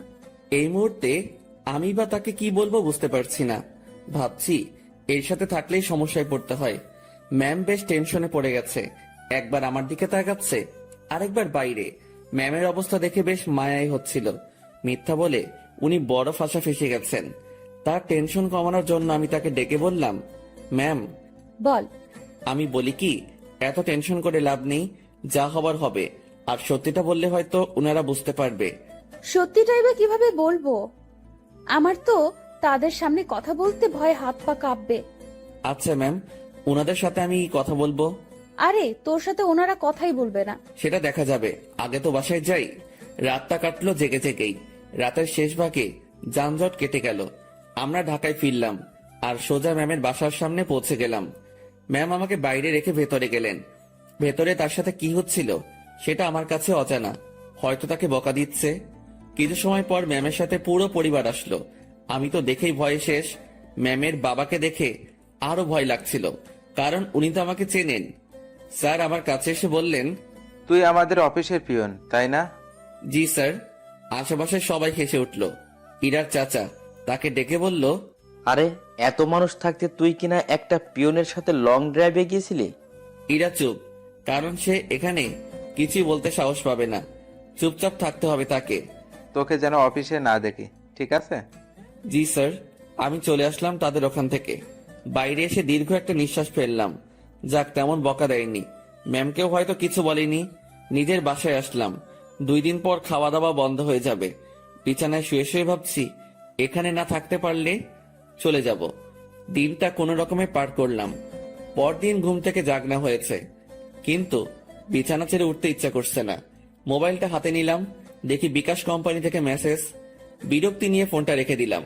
শুয়ে শুয়ে টাকার কথা ভাবছি। এমন সময় মনে হলো স্ক্রিনে মনে হয় কিছু দেখছিলাম। ঝটপট মোবাইলটা হাতে নিয়ে দেখি 25,000 টাকা আমার অ্যাকাউন্টে কে যেন পাঠিয়েছে। আর একটা মেসেজ আছে, এটা ম্যামের নম্বর। মেসেজটা সিন করে দেখতে পেলাম উনি শুধু ব্রেকআপ লিখে পাঠিয়েছেন। নিজে নিজে শিওর হলাম টাকাটা উনি পাঠিয়েছেন। হয়তো আমার প্রতি তার দয়া হয়েছে। যাক, আমার একটু ভালোই হলো, কাজ খুঁজতে সুবিধা হবে। ম্যামের সাথে দেখা হলে ধন্যবাদ দিব। আমার রুমের দরজায় কারো নক। আলসিমি ছেড়ে উঠে দরজা খুললাম। পাশের বাসার বড় ভাই এসেছে, যার কাছ থেকে আমি টাকা ধার করে এনেছি। ভাই আমার টাকাটা খুব প্রয়োজন, তুই যেভাবে পারিস টাকাটা দে। ভাই আমি তো বলেছি কয়েকদিন পর দিতে পারবো। না ভাই, আমার খুব দরকার। আচ্ছা আপনি বাসায় যান, আমি টাকা নিয়ে আসছি। দরজা লাগিয়ে দিয়ে ফোনটা হাতে নিব, তখনই আবার দরজায় নক। কেমন যেন খুব রেগে গিয়ে দরজাটা খুলেই বলি, আরে ভাই বললাম তো দিয়ে আসবো। একটু ধমকে সুরে বলেছি। আমার এমন করে বলাটা ভুল হয়েছে, কারণ সামনে ম্যাম দাঁড়িয়ে আছে। এখন কি বলবো, কিভাবে কথা কাটিয়ে নিব, এসব ভাবতে ভাবতে ম্যাম নিজে প্রশ্ন করলো, কি সমস্যা? এত রেগে আছিস কেন? আপনি এখানে? আমি বেশ অবাক, কারণ তাকে এখানে এভাবে কখনো আশা করিনি। আমার সামনে থেকে সর কুত্তা, ভেতরে যাব। আমি সরে দাঁড়াতে উনি ভেতরে ঢুকলেন। তারপর আমার বিছানায় নিজের শরীরটা এলিয়ে দিলেন। ফ্রেশ হয়ে নে। আজকে আবার কোথাও যাবেন নাকি? আরে না, তুই যা, ফ্রেশ হয়ে নে, কথা আছে। আচ্ছা আমি বাইরে থেকে আসছি একটু। ওকে। আমি বাইরে এসে টাকা উঠে বড় ভাইকে থামিয়ে আসি। উনি যদি আবার আসতেন, আমার রুমে মেয়ে দেখে হয়তো ভিন্ন কিছু ভাবতো। রুমে এসে দেখি ম্যাম ঘুমিয়ে গেছে। আমি ফ্রেশ হয়ে নিলাম। কাজ শেষে ওনার দিকে তাকিয়ে ভাবছি, এই মেয়েটার যে কি হয়েছে। উনি চোখ খুলে বললেন, খাওয়া হয়েছে? না। টাকা না পাঠিয়ে দিলাম, এখনো খাসনি কেন? উঠতে তো হবে। যা, বাইরে থেকে খাবার নিয়ে আয়, একসাথে খাবো। ম্যাম আপনি এই পরিবেশে খেতে পারবেন না। তুই পারলে আমিও পারবো। কথা বাড়িয়ে লাভ নেই, এই মেয়ে আমার কথা শুনবে না। বাইরে গিয়ে টাকা উঠিয়ে ভাইকে দিলাম, আর ম্যামের কথা মতো খাবার নিয়ে আসলাম। খাবারটাও সকাল সকাল বিরিয়ানি। কি নিব ভেবে না পেয়ে এটা নিয়ে ফিরলাম। এসে দেখি ম্যাম আবার বিছানা উঠাচ্ছে। ম্যাম ম্যাম ছি ছি ছি, কি করেন? এবার এটা যদি আপনার পরিবার জানে তো আমাকে মেরেই ফেলবে। ভাই আপনি যান। ও সরি ম্যাম, আপনি চলে যান। চুপ থাক। খাবার এনেছিস? জি। তোর সাথে তো ব্রেকআপ হয়েছে আমার, তাই না? আমি কিভাবে জানবো? ওই যে সকালে মেসেজ করলাম। ওইটা যে আপনি কি জন্য লেখেন আমি জানি না। ব্রেকআপ হয়েছে তাই লিখছি। ও ভালো। আচ্ছা ম্যাম, আপনি খাবার খেয়ে বাসায় চলে যান। আপনার সাথে থেকে আমার চাকরিটা গেছে, জীবনটা যাক এটা আমি চাই না। চাকরি গেছে তো কি হয়েছে? আপনাকে তো বেতন দেওয়া হয়েছে। এত টাকা কেন দিয়েছেন? 20,000 তোর, আর বাকি টাকা তোর বেতন। যদিও কিছু টাকা আছে, সেটা মাস শেষে দিয়ে দিব। কাজ না করে টাকা আমি নিব না। কাজ তো তোকে দিবই। কি কাজ? আমার সাথে সময় কাটানো। আমাকে তো পাইছেন। মানে কি? মানে বোঝেন না? আমি কি আপনার ওই বিএফ যে এইভাবে সময় দিব? তুই আমার মুখের উপরে কথা বলিস? Sorry ma'am. তোর সাথে কোনো কথা নেই। আপনি যেভাবে এসে আমার বিছানায় শুয়ে পড়লেন, আমি তো বেশ ভয় পেয়েছি, আর এখনো পাচ্ছি। এটা যদি আপনার বাসার কেউ জানতে পারে, তো আমাকে এখান থেকে পালাতে হবে। তুই পালিয়ে যাবি তাই না? তো পালাবো না? আমার কি জানের ভয় নেই? কে মারবে তোকে? আপনার পরিবারের সবাই মিলেই মারবে। ভালো তো, মায়ের খাবি। আপনাদের মাইর দিতে ভালোই লাগে না। আমার এখানে থাকলে চলবে না, এই শহর ছাড়তে হবে। কি বললি? ম্যাম বসা থেকে উঠে দাঁড়ালো। আপনার টর্চারে এখান থেকে পালাতে হবে। ও তাই? হুম। এখান থেকে যেন পালাতে না পারিস, সেই ব্যবস্থা তো করতেই হয়। ম্যাম আমার দিকে এগিয়ে আসছে। একটু ভয় পেয়ে বললাম, মারবেন নাকি? না, অন্য কিছু করব। আপনি এভাবে তাকিয়ে আছেন কেন? আমার ভয় করে। এমনিতে কিন্তু কালকের ভয়ে এখনো ধুক ধুক করে উঠে, তার উপর আপনার এরকম চাহনি। আমার চোখে তুই ভয় দেখতে পাস? হ্যাঁ। ওকে, দেখাচ্ছি ভয়। ম্যাম আমার দিকে এগোচ্ছে, আর আমি পেছনের দিকে যাচ্ছি। একসময় আমার পিঠ দরজায় লেগে যায়। ম্যামও আমার খুব কাছে চলে আসে। তার শরীর থেকে সুগন্ধি আসছে। নিশ্চয়ই দামি পারফিউম ব্যবহার করেন। সবকিছু মিলিয়ে নেশা ধরিয়ে দেওয়ার মতো একটা সুবাস। আমার বুকের ভেতরের অবস্থা খারাপ। ম্যাম যে কি করবে এখন তার কিছুই টের পাচ্ছি না। আমি তার চোখের দিকে তাকিয়ে দেখি তার চোখ হাসছে। না, আমি তার চোখের ভাষা কবে থেকে বোঝা শুরু করলাম। চোখ সরিয়ে নিলাম। ওই আমার দিকে তাকা। আবার তাকালাম। উপায় নেই, তাকাতেই হবে। এইভাবেই তাকিয়ে থাক। চোখ দিয়ে পানি বের হবে। হোক। আমার খুব লজ্জা লাগছে। এতটা কাছে আসলেন কেন? তুই পালিয়ে যেতে পারিস, তাই একটু আটকানোর চেষ্টা। জানি না এরপর থাকবি কিনা, চেষ্টা করে দেখতে সমস্যা কি? কি চেষ্টা করবেন? ইরা ম্যাম আমার নাকের সাথে নাক লাগালো। উনি মিটি মিটি হাসতেছেন। ওই অবস্থাতেই তিনি কথা বলা শুরু করলেন। মুভিতে তোর জায়গায় আমি থাকতাম, আর আমার জায়গায় তুই, কিন্তু এখানে ঠিক উল্টোটা হচ্ছে। আমি আর চোখ খুলে রাখতে পারলাম না, বন্ধ করে ফেললাম। চোখ খুলে রাখার শক্তি আমার নেই। আহারে আমার বেষ্টু। কথাটা বলে উনি আমার নাকে তার নাক ঘষা শুরু করলো। ম্যাম, একটু সরে দাঁড়ান। আগে বল পালাবি না? পালাবো না। প্রমিস কর। প্রমিস, পালাবো না। এভাবে হবে না। তাহলে? ইরা তার জামাটা সরিয়ে বলল, নাভি টাচ করে বলতে হবে। ওনার নাভি দেখেই আমি চোখ সরিয়ে ফেলি। অসম্ভব সুন্দর একটা জিনিস দেখলাম। চোখটা বারবার সেই দিকে তাকাতে চাইছিল। কোন রকম অন্যদিকে তাকিয়ে আছি। এই নে, এটা টাচ করে প্রমিস কর। ওইখানে টাচ করে শুধু শুধু? আমি তো বললাম প্রমিস। আমি বিশ্বাস করি না। ম্যাম, ওখানে আমি হাত দিতে পারবো না, যত যাই বলেন। কেন? আপনার যে বড় হবে সেই দিবে। আচ্ছা, তুই আমার হবু বর, এখন নে টাচ কর। চিচি ম্যাম, কি বলেন? এক আদেশ এতবার দিতে পারবো না, কিন্তু আমি তোরে দিতে বলছি না। আমার লজ্জা করে। তোর লজ্জার আমি রাগাবিরা বলে দিলাম। ম্যামের মাথা পুরো গেছে মনে হয়, না হলে এসব কথা বলছে তাও আমাকে। উনাকে জিজ্ঞেস করা ছাড়া কোনো উপায় নেই। ম্যাম এমন করতেছেন কেন? আমার গালে এক থাপ্পড় দিয়ে বলল, আমি যেটা বলি সেটা না করে তুই আমাকে উল্টো প্রশ্ন করতেছিস। তাহলে কি ধরবো? তো ভাবছি মায়ের খাবার থেকে ধরাই ভালো। আর সত্যি কথা বলতে, দেখার পর আমি লোভ সামলাতে পারছি না। আমি ওনার নাভির উপর জাস্ট হাতটা রাখলাম। উনি একবার চোখ বন্ধ করে আবার চোখ খুললেন। চুপ কেন? কথা দিলাম যাব না। গুড, এখন হাত সরিয়ে নে। ও সরি ম্যাম, আমার থেকে দূরে গেল, আমি বাঁচলাম। উনি আবার বলতে শুরু করলেন, বাবাকে চ্যালেঞ্জ করে আসছি, তোকেই বিয়ে করব আমি। ও আল্লাহ, না ম্যাম, এটা কি বলছেন আপনি? তুই বুঝবি না, আমি তোকে টাকা দেওয়ার পরেই ঝগড়াটা লাগছে। আমাকে নিয়ে পরিবারের সাথে ঝগড়া করতে গেছেন কেন? ওরা আমার চরিত্র নিয়ে কথা উঠাইছে, তারপর আমাকে বলেছে তোর সাথে নাকি আমার প্রেম আছে। আচ্ছা, মাথা ঠান্ডা করেন। হ্যাঁ, তোকে আমাদের বাসায় নিয়ে গেলে আমার মাথা ঠান্ডা হবে। ও আল্লাহ, এবার আমি শেষ। ম্যাম কি বলেন এগুলা? আমি কেন? ঝগড়ার সময় বলেছি আমি তোকে ভালোবাসি, তোকেই বিয়ে করব, আর তুই আমাদের বাসায়ই থাকবি। মানে আপনি আমার উপরে যাওয়ার টিকিট নিয়ে আসছেন তাই না? জানি না, ব্যাগপত্র গুছিয়ে নে আর আমার সাথে চল। এইমাত্র বললেন জাস্ট না পালালেই হবে, এখন আবার বলছেন আপনাদের বাসায় নিয়ে যাবেন। দেখে নিলাম তুই আমার উপর কতটা দুর্বল আর কতটা ভালোবাসিস। না, আপনি কি যে বলেন না, আমি আপনাকে সাধু, হইছে, অনেক হইছে। ড্যাব ড্যাব করে আমার দিকে তাকিয়ে থাকিস, আবার আমার নাভির দিকে তাকিয়েছিলি, আমি বুঝি না। ওনার যা কথার স্পিড আমি পেরে উঠছিলাম না।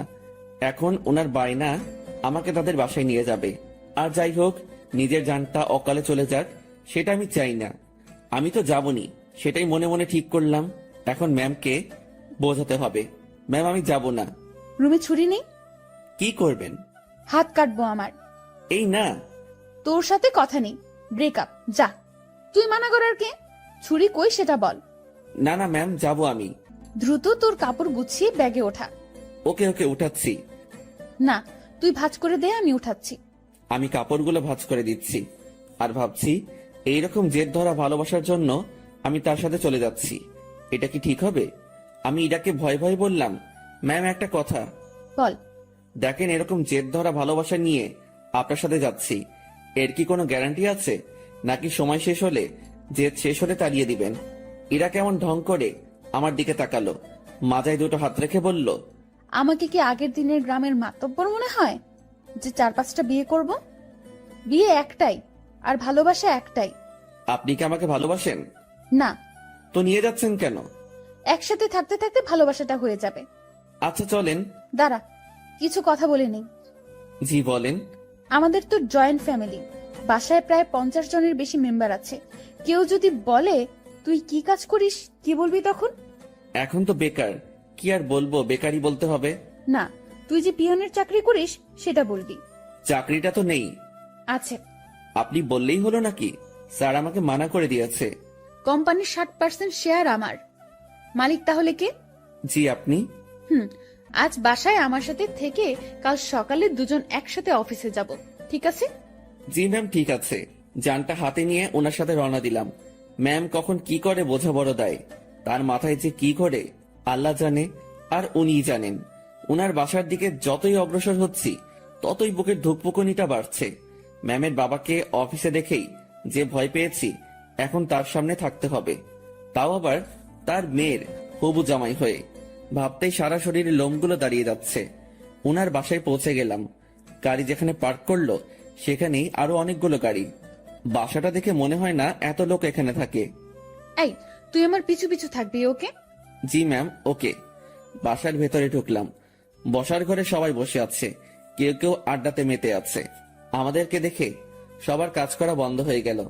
আমি মাথা নিচের দিকে দিয়ে আছি, কারো দিকে তাকানোর সাহস নেই। এই ম্যামের জন্য আমি এই পরিস্থিতিতে পড়েছি। আমি ম্যামের কথা কেন শুনতেছি? আমি কি ওনাকে মনের অজান্তে ভালোবেসে ফেলেছি? না, ভাবনা ঢুকলে চলবে না, এখন অ্যাক্টিভ থাকতে হবে। ম্যাম যেটা বলবে সেটাই করতে হবে। ধীরে ধীরে বাসার সবাই চলে আসলো। উনার বাবা মা তো প্রথম থেকেই এখানে ছিলেন। এই যে আমি আমার বরকে এনেছি, আজ থেকে ও এখানেই থাকবে। কেউ যদি আমাকে বাসা থেকে বের করে দেওয়ার কথা ভাবো তো আমার সম্পত্তি বুঝিয়ে দিয়ে তারপর বের করে দিও। তুই আমার মেয়ে। দেখো, ওর জেদ খুব, তুমি কিছু বলো না, ও ঠিক হয়ে যাবে। আর এই ছেলে তোর আমি। আমার দিকে তাকিয়ে কথা বলছে। আমি তো ভয়ে শেষ। ইরা, মা, তুই ওকে নিয়ে উপরে যা। ম্যাম আমাকে নিয়ে তার রুমে আসলো। অমায়িক সব সাজগোজ, রুমটা এত সুন্দর যে যেদিকে তাকাচ্ছি অবাক হচ্ছি। আমি তো রুম দেখাতে ব্যস্ত। ম্যাম তখন আমাকে বললেন, তুই বিছানায় উঠে থাক, আমি আসছি। ম্যাম কই যান আপনি? নিচে। আমার ভয় করে কেউ এসে আমাকে মেরে ফেলবে। আরে পাগলা, কে মারবে? আপনার ওই পুলিশ চাচা। উনি বাসায় নেই, আর আমি নিচে যাব আর আসবো। আচ্ছা। ইরা চলে যাওয়ার পর রুমটা ভালোভাবে দেখছিলাম। দেখতে দেখতে বিছানায় বসে পড়লাম। বিছানাটাও বেশ নরম, বসার সাথে সাথে কেমন যেন একটা নরম তুলতুলে ভাব। হঠাৎ ইরার মা রুমে প্রবেশ করলেন। আমি তাকে দেখে দাঁড়িয়ে গেলাম। উনি আমার কাছে এসে বললেন, বাবা, নাম কি তোমার? জি শুভ। ও, ইরা হয়তো পাগলামি করে এমনটা করেছে। তোমার বাবা মা, ফ্যামিলি আছে, তারা এইসব শুনলে সমস্যা করবে। তুমি বিকেল পর্যন্ত থেকে চলে যেও, একটু পরে ওর রাগ কমে যাবে। আমি কিছু বলার আগেই রুমে ঢুকতে ঢুকতে ইরা বলল, ওর বাবা মা নেই, বিকেল পর্যন্ত রাখার জন্য ওনাকে আমি নিয়ে আসিনি। আর তোমাকে এসব বলতে কে বলেছে? দেখ ইরা, তোর বাবাকে তুই তো চিনিস। বাবাও আমাকে চেনে। বাইরের একটা ছেলে ধরে এনে এভাবে বাসায় ঢুকানো ঠিক হয়নি। লোকে খারাপ বলবে, সমাজ খারাপ বলবে। তো তোমরা সবাই আমাকে ওইসব বলেছিলে কেন, যে ওর সাথে আমার রিলেশন আছে? আচ্ছা, আমরা সবাই তোর কাছে ক্ষমা চেয়ে নিব। এখন তুই ছেলেটাকে বিদায় কর। না, ওকে আর কিভাবে বিদায় করব? ও আমাদের এখানেই থাকবে। মানে? আমার রাগটা কমে যাক, আমি বাবার সাথে কথা বলে নিব। তুমি যাও। তুই এখনই এসে তোর বাবার সাথে কথা বল। যাও তুমি, আমি আসতেছি। ইরার মা চলে যাওয়ার পর, ম্যাম আমি বলি কি, আপনার রাগ কমে যাওয়ার পর আমি চলে যাব। পরিবারের সাথে এমন করতে হয় না। সবাই যেটা বলে সেটার মধ্যে থাকাই ভালো। তোর থেকে ভালো বুঝি আমি। জি ঠিক আছে। তুই যে চলে যেতে চাস, তাহলে আমাদের বন্ধুত্বের কি হবে? এরকম বন্ধু পাওয়া অনেক মুশকিল। এখন পেয়েছি, কাছে রাখার চেষ্টা করব। তুই এখান থেকে যাওয়ার কথা মুখে আনবি না। আচ্ছা ম্যাম, আমার সাথে কিছু সময় কথা বলে তার বাবার কাছে যায়। সেখানে তার বাবার সাথে অনেক কথা হয়, আর সেগুলো আমাকে এসে ম্যাম বলা শুরু করলো। শোন, তোর চাকরি কনফার্ম। ড্রাইভিং করতে পারিস? না। ও আচ্ছা, বাবাকে সত্যি কথাটা বলে দিয়েছি। আর রাগের মাথায় তোর সাথে অনেক কিছুই করে ফেলেছি। তুই মন খারাপ করিস না। আর তুই আমার বন্ধু, তোকে দূরে সরিয়ে দেব না, কাছেই রাখছি আমার ড্রাইভার হিসেবে। আমি যেখানেই যাব তুইও সেখানে। খুশি তো? ম্যাম এত কিছু করলেন, আমার তো এই বাসার লোকজনদের দেখলে ভয় করে। হারে পাগল, ভয় কিসের? আর তুই থাকবি তো আমার সাথে, একা একা তো না। হুম। আর তোর থাকার জায়গাও আমার খুব কাছে। মানে? মানে পাশের রুমে। আমার রুম থেকে তোর রুম যেতে বাইরে দিয়ে ঘুরে যেতে হবে না। 2 রুমের মাঝেই একটা দরজা আছে, দেখবি? আয়। ম্যাম আমাকে নতুন রুমটা দেখিয়ে দিল। ম্যামের কোনো বান্ধবী আসলে এই রুমেই থাকতো। বন্ধু হিসেবে এটা আমার জন্য ফিক্সড। সেই যে এসে রুমে ঢুকেছি, বের হওয়ার নামই নেই। কিভাবে বের হব? বাইরে বের হওয়ার কথা মনে হলেই হাত পা ঠান্ডা হয়ে আসে। এই বাসার মানুষকে বড্ড ভয় হয়। তবে আমি জানি না তারা কেমন। বিকেলবেলা ম্যাম আমাকে নিয়ে বের হয়। ম্যাম গাড়ি চালাচ্ছে আর ধীরে ধীরে আমাকে সবকিছু শিখিয়ে দিচ্ছে।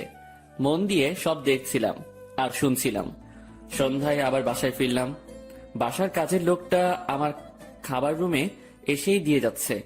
তার মানে বাকিদের সাথে খেতে হবে না। বাঁচা গেল। ম্যাম তার রুমে বসে অফিসের কাজ করছে, আর আমি আমার রুমে বসে কোনো কাজ নেই। একবার রুমের এপাশ থেকে ওপাশে যাচ্ছি, কখন আবার রুমের জানালা খুলে দিয়ে দাঁড়িয়ে থাকি। আমার তো আবার প্রকৃতি দেখার অভ্যাস। আর একটু রাত হলো। এবার নজর গেল নিজের ব্যাগের দিকে। ব্যাগ থেকে কাপড় এখনো বের করা হয়নি। বিছানায় ব্যাগ নিয়ে গিয়ে কাপড় বের করছিলাম, আর তখনই সেই সকালের কথা মনে পড়ে গেল। ম্যাম কি টর্চারটাই না করেছিল সকালবেলা, আর সেখানে ওনার কাছে আসা পেটে হাত রাখা। এসব মনে পড়তেই হাসি পেল। একা একা হাসছিলাম। হঠাৎ রুমের ভেতরের দরজায় নক। ম্যাম ডাকছে। তড়িঘড়ি করে উঠে গিয়ে দরজা খুলে দিলাম। জি ম্যাম আসুন। কি করতেছিস তুই? এই যে কাপড়গুলো বের করতেছি। তুই অনেক আলসে মানুষ তো। সেই সকালে আসছি, এখনো তুই কিছুই গুছিয়ে উঠতে পারিসনি। মনে ছিল না। ভাঁজ কর এখন। আমি আবার বিছানায় বসে কাপড় ভাঁজ করায় মন দিলাম। ম্যাম আমার গা ঘেঁষে বসলো। উনি খুব কাছে বসেছিল, তাই বললাম, ম্যাম একটু দূরে বসেন, সমস্যা হচ্ছে। কথাটা বলেই মনে হয় জীবনে সব থেকে বড় একটা ভুল করলাম। কথাটা বলার সাথে সাথে ম্যাম চোখ লাল করে ফেললেন। দেখে বোঝাই যাচ্ছিল বেশ রাগ করেছে। ফর্সা মানুষ, তার শরীরে রক্তগুলো সব চোখ মুখ গালে এসে জড়ো হচ্ছিল। দেখে এমনটাই মনে হচ্ছে। উনি উঠে দাঁড়ালেন আর তার রুমে চলে গেলেন দরজা না লাগিয়ে। আমি বিছানায় বসে আছি, ভাবছি ভুল যা করার তা তো করেই ফেলেছি। আমার জীবনে সুখ নেই, শুধু সমস্যা আর সমস্যা। কাপড় আর ব্যাগ ফেলে রেখেই পা টিপে টিপে তার রুমের দিকে এগোতে থাকলাম। উকি দিয়ে দেখি আমার মতোই জানালা খুলে দাঁড়িয়ে আছে, বারবার চোখ মুছছে। ওনার রাগ ভাঙাতে ওনার খুব কাছে গিয়ে দাঁড়াতে হবে, তাছাড়া এর বিকল্প কোনো উপায় নেই। আমি পা টিপে টিপে তার কাছে গেলাম। উনি কিছু বলছেন না, হয়তো টের পেয়েছেন আমি আসছি। উনি যে চালাক মানুষ, আমার রুমে প্রবেশ করা অবশ্যই টের পেয়েছেন। আমি তার পাশে গিয়ে দাঁড়াতেই, আপনি আপনার রুমে যান, নয়তো খারাপ কিছু হবে। দুঃখিত, আমার ভুল হয়েছে। আমি আপনাকে আপনার রুমে যেতে বলেছি। আমি আরেকটু কাছে গিয়ে দাঁড়ালাম, কিন্তু তার শরীরের সাথে স্পর্শ লাগেনি। রাগ উঠায়েন না আর। আচ্ছা, ইংরেজি ভাষায় বলতেছি, সরি। তোর সরির আমি, তুই যাবি এখান থেকে? একটু তো দূরেই যেতে বলেছি, তাতেই এত রাগ করতে হবে? আমি তো দূরের মানুষ, দূরেই থাকবো, তাই না? না, কাছের মানুষ। না না, কাছের মানুষ তো দূরে থাকে না, কাছেই থাকে। সরি, আমি বুঝতে পারিনি। আমার বলাটা ঠিক হয়নি, আপনার কাছে আসাটা ঠিক ছিল।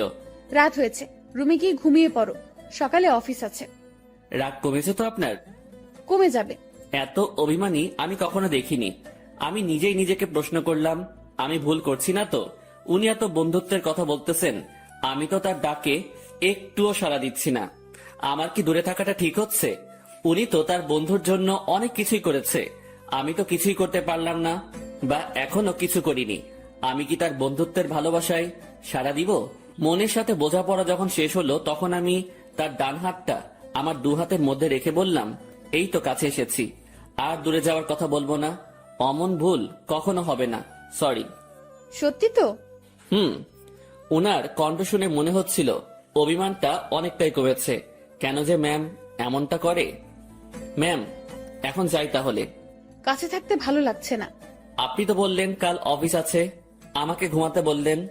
পরে ঘুমাবি। ম্যাম আনমনে জানালা দিয়ে বাইরে তাকিয়ে আছেন। তার ডান হাতটা তখনই আমার দু হাতের মধ্যে এক অন্যরকম ভালো লাগা কাজ করছিল তখন। সেটা যে কি আমি ঠিক বলতে পারবো না। আমি ম্যামের মুখের দিকে তাকালাম, দেখি মিটিমিটি হাসছে। আমি তার হাসি দেখে প্রশ্ন করেই বসলাম, এভাবে আনমনে বাইরে তাকিয়ে কি দেখেন? বাইরে কি দেখি?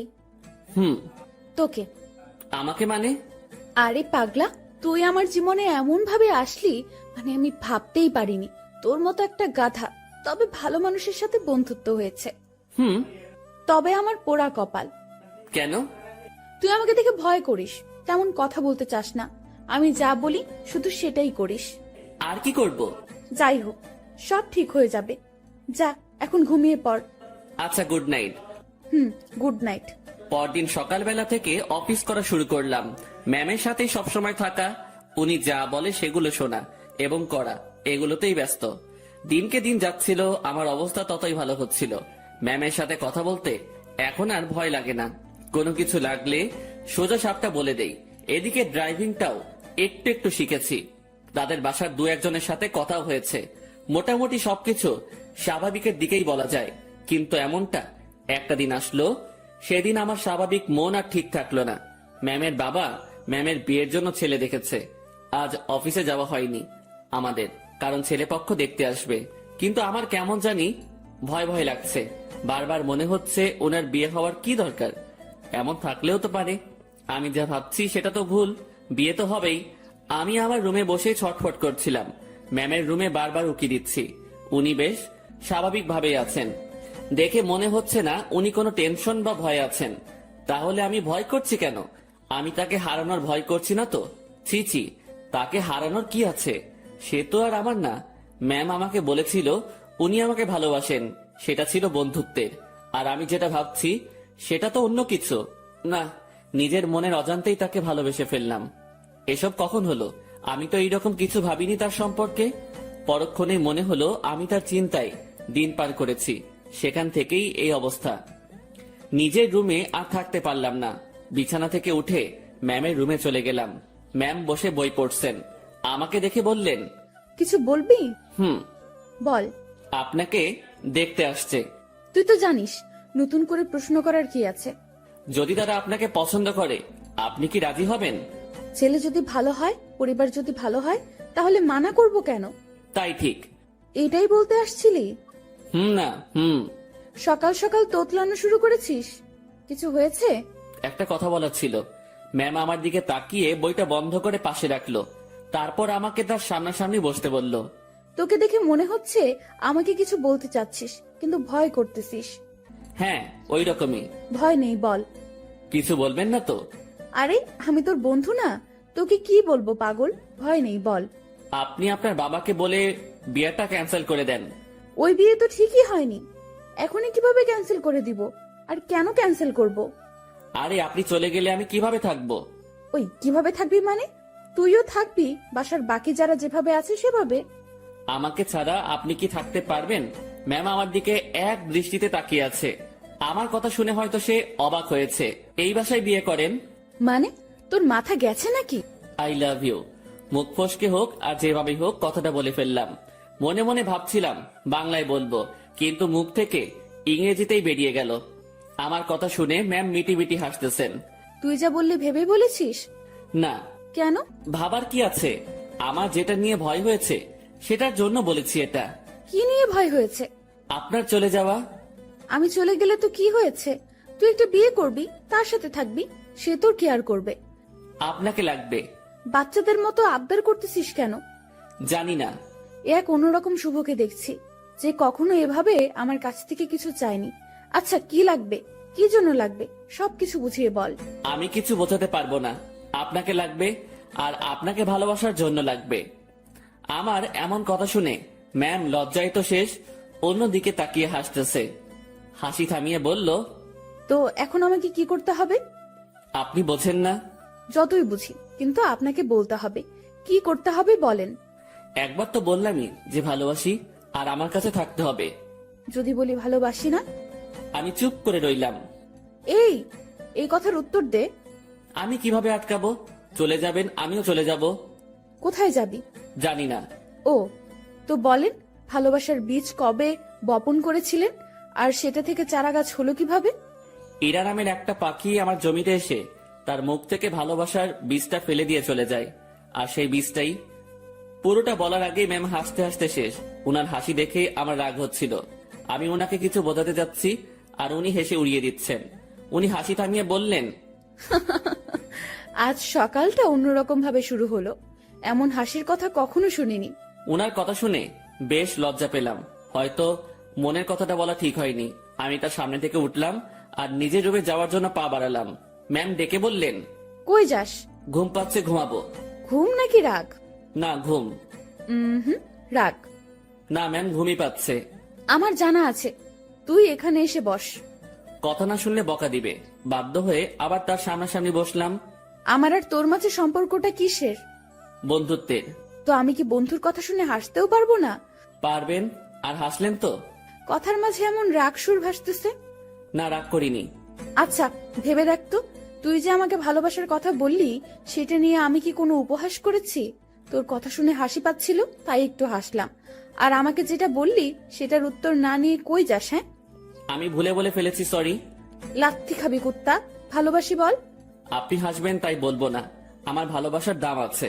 ওরে বাবা, একটু হাসছি তাই কত রাগ? তো শুনি, আপনার ভালোবাসার দাম কত? সেটা আপনার না জানলেও হবে। আপনি বই পড়েন। আমি গেলাম। আমি চলে যাচ্ছিলাম, উনি আমার হাত ধরে ফেললেন। কেমন কান্না কান্না কণ্ঠে বললেন, ওই পাগল, আমি তোমার ভালোবাসা নিয়ে উপহাস করিনি তো। আপনি যে হাসলেন। না পাগল। ইরা আমাকে জড়িয়ে ধরে কান্না শুরু করলো, আর অভিমানী কণ্ঠে বলল, প্রত্যেকটা গল্পে আমি তোমাকে প্রপোজ করি, তুমি কি করো? তুমি চুপ থাকো, তোমার জন্য ওয়েট করতে হয় আমার। এই গল্পেও তুমি অনেকটা লেট করেছ। আমার কি অপেক্ষা করে থাকতে কষ্ট হয় না? তুমি আমার জন্য কিছুই করো না, আর করতেও হবে না। শুধু ভালোবাসলেই চলবে। আর হ্যাঁ, রাগ দেখাও কেন আমাকে? রাগ শুধু তোমারই আছে, আমার নেই। আর কখনো যদি তোমার কথায় রাগের সুর পাই, তো তখনই ব্রেকআপ। উনি যা বললেন তাতে মুখের কথা কেড়ে নেওয়ার মতো। আচ্ছা, আমি বাবাকে তোর কথা একবার সিরিয়াসলি বলবো। না। কেন? উনি যদি মানা করে, আর আপনাকে যদি সরিয়ে বা আমাকে যদি। বন্ধুত্বের উপর বিশ্বাস রাখ। ইরা আমাকে ছেড়ে দিল, সেও বেশ চিন্তিত, সাথে আমিও। আমি ওই পরিস্থিতির সময় শুধু তার কথাই ভাবছিলাম, অন্য কোনো কিছুই মাথায় আসছিল না। দুপুরে ইরাকে দেখতে আসলো, দেখে চলে গেল।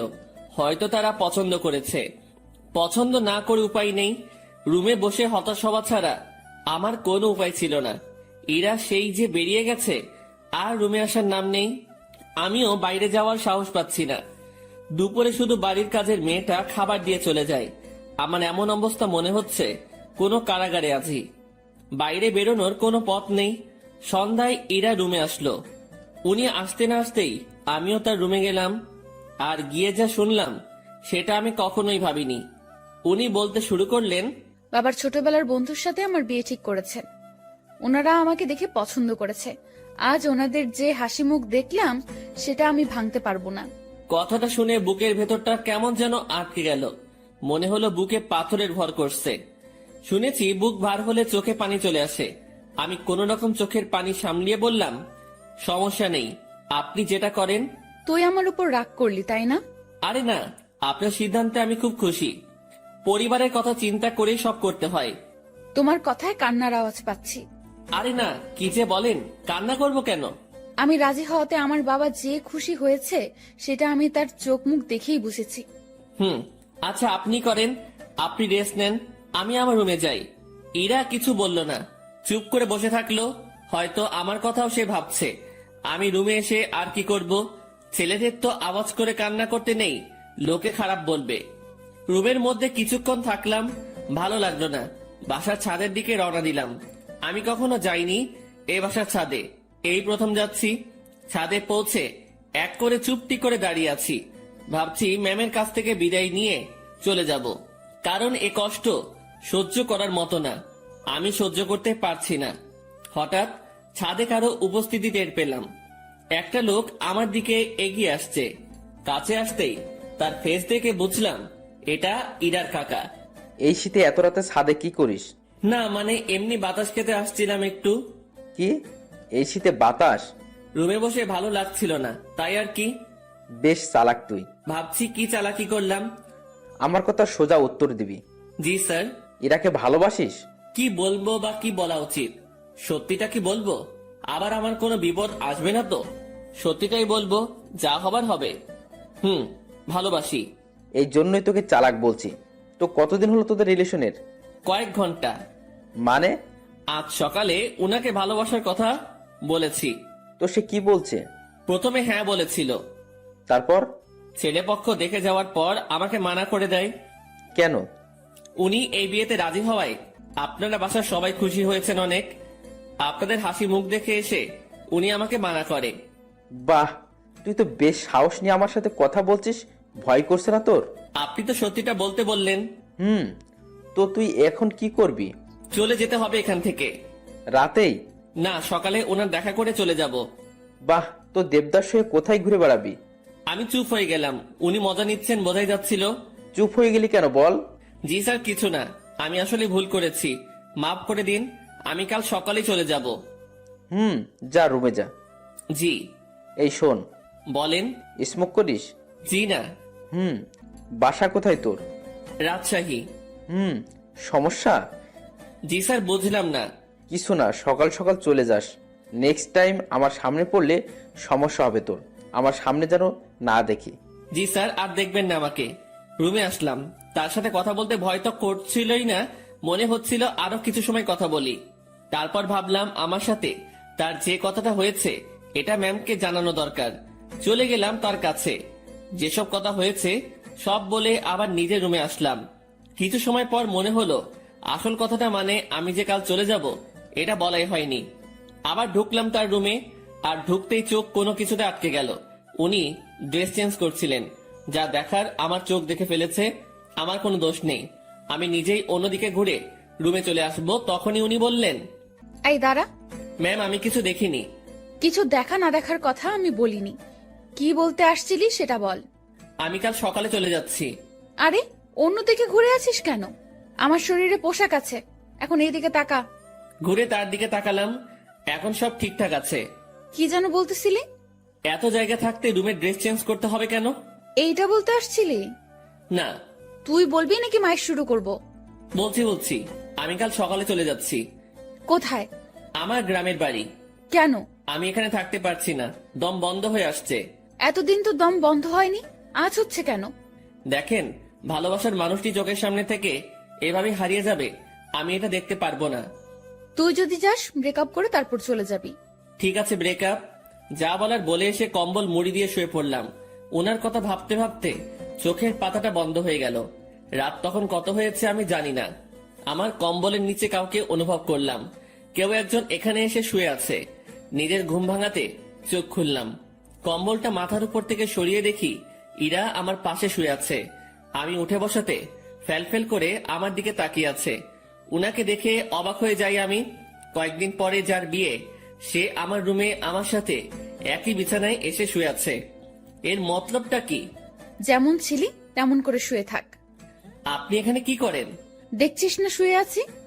আপনার রুমে যান। এখানে কি? এটাও আমার রুম। এভাবে এত কাছে আসা ঠিক না। কোনটা ঠিক তোকে বলতে বলছি আমি?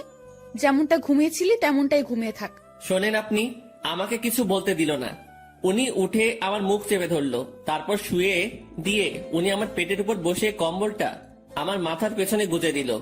তারপর তার ফোনের লাইট অন করে সাইডে রাখলো। ম্যাম তার পা দুটো ভাঁজ করে ভালোভাবে আমার পেটের উপর বসলো, তারপর তার হাত দুটো গালে রাখলো। বাইরে থেকে এই অবস্থা দেখে মনে হবে একটা ত্রিভুজের মতো, ভেতরে আলো থাকায় ছোট্ট একটা 3 কোণা ঘরের মতোই লাগছিল। তারপর তোর সাহস কি করে হয় আমার সাথে ব্রেকআপ করার? আমি চুপ। শুভ, উত্তর দে, না হলে তোর খবর আছে। আপনার যাতে ভালো হয় সেই জন্যই করেছি। তুই ব্রেকআপ করার কে? করলে আমি করব। আমি করতে পারি না। তুই কেন করবি? ভালো তো আমি বাসি, ব্রেকআপ আমি করব। আর আমি কি ভালোবাসি না? আমার থেকে কম, সো তোর ব্রেকআপের কোনো দাম নাই। আচ্ছা, আপনি পেটের উপর থেকে নামেন, ব্যথা করতেছে। করলে করুক, আমি কি করব? আপনি যা করছেন সেটা ঠিক না। কি করতেছি আমি? এই যে এইভাবে বসে আছেন, আবার তোকে জ্ঞান দিতে বলেছি আমি। জি না। এরপর ইরা তার হাত দিয়ে আমার ঠোঁট স্পর্শ করা শুরু করলো, নাকে চোখে হাত বুলিয়ে দিল। আমি যে বসে আছি তাতে কি তোর বেশি কষ্ট হচ্ছে? না, কিন্তু এইরকম ভাবে হাত দিচ্ছেন এটা ভালো লাগছে না। I love you. নতুন বরকে বইলেন, কথাটা বলার সাথে সাথে গালে চর বসিয়ে দিল। আই লাভ ইউ টু বল, নয়তো আরো মারবো।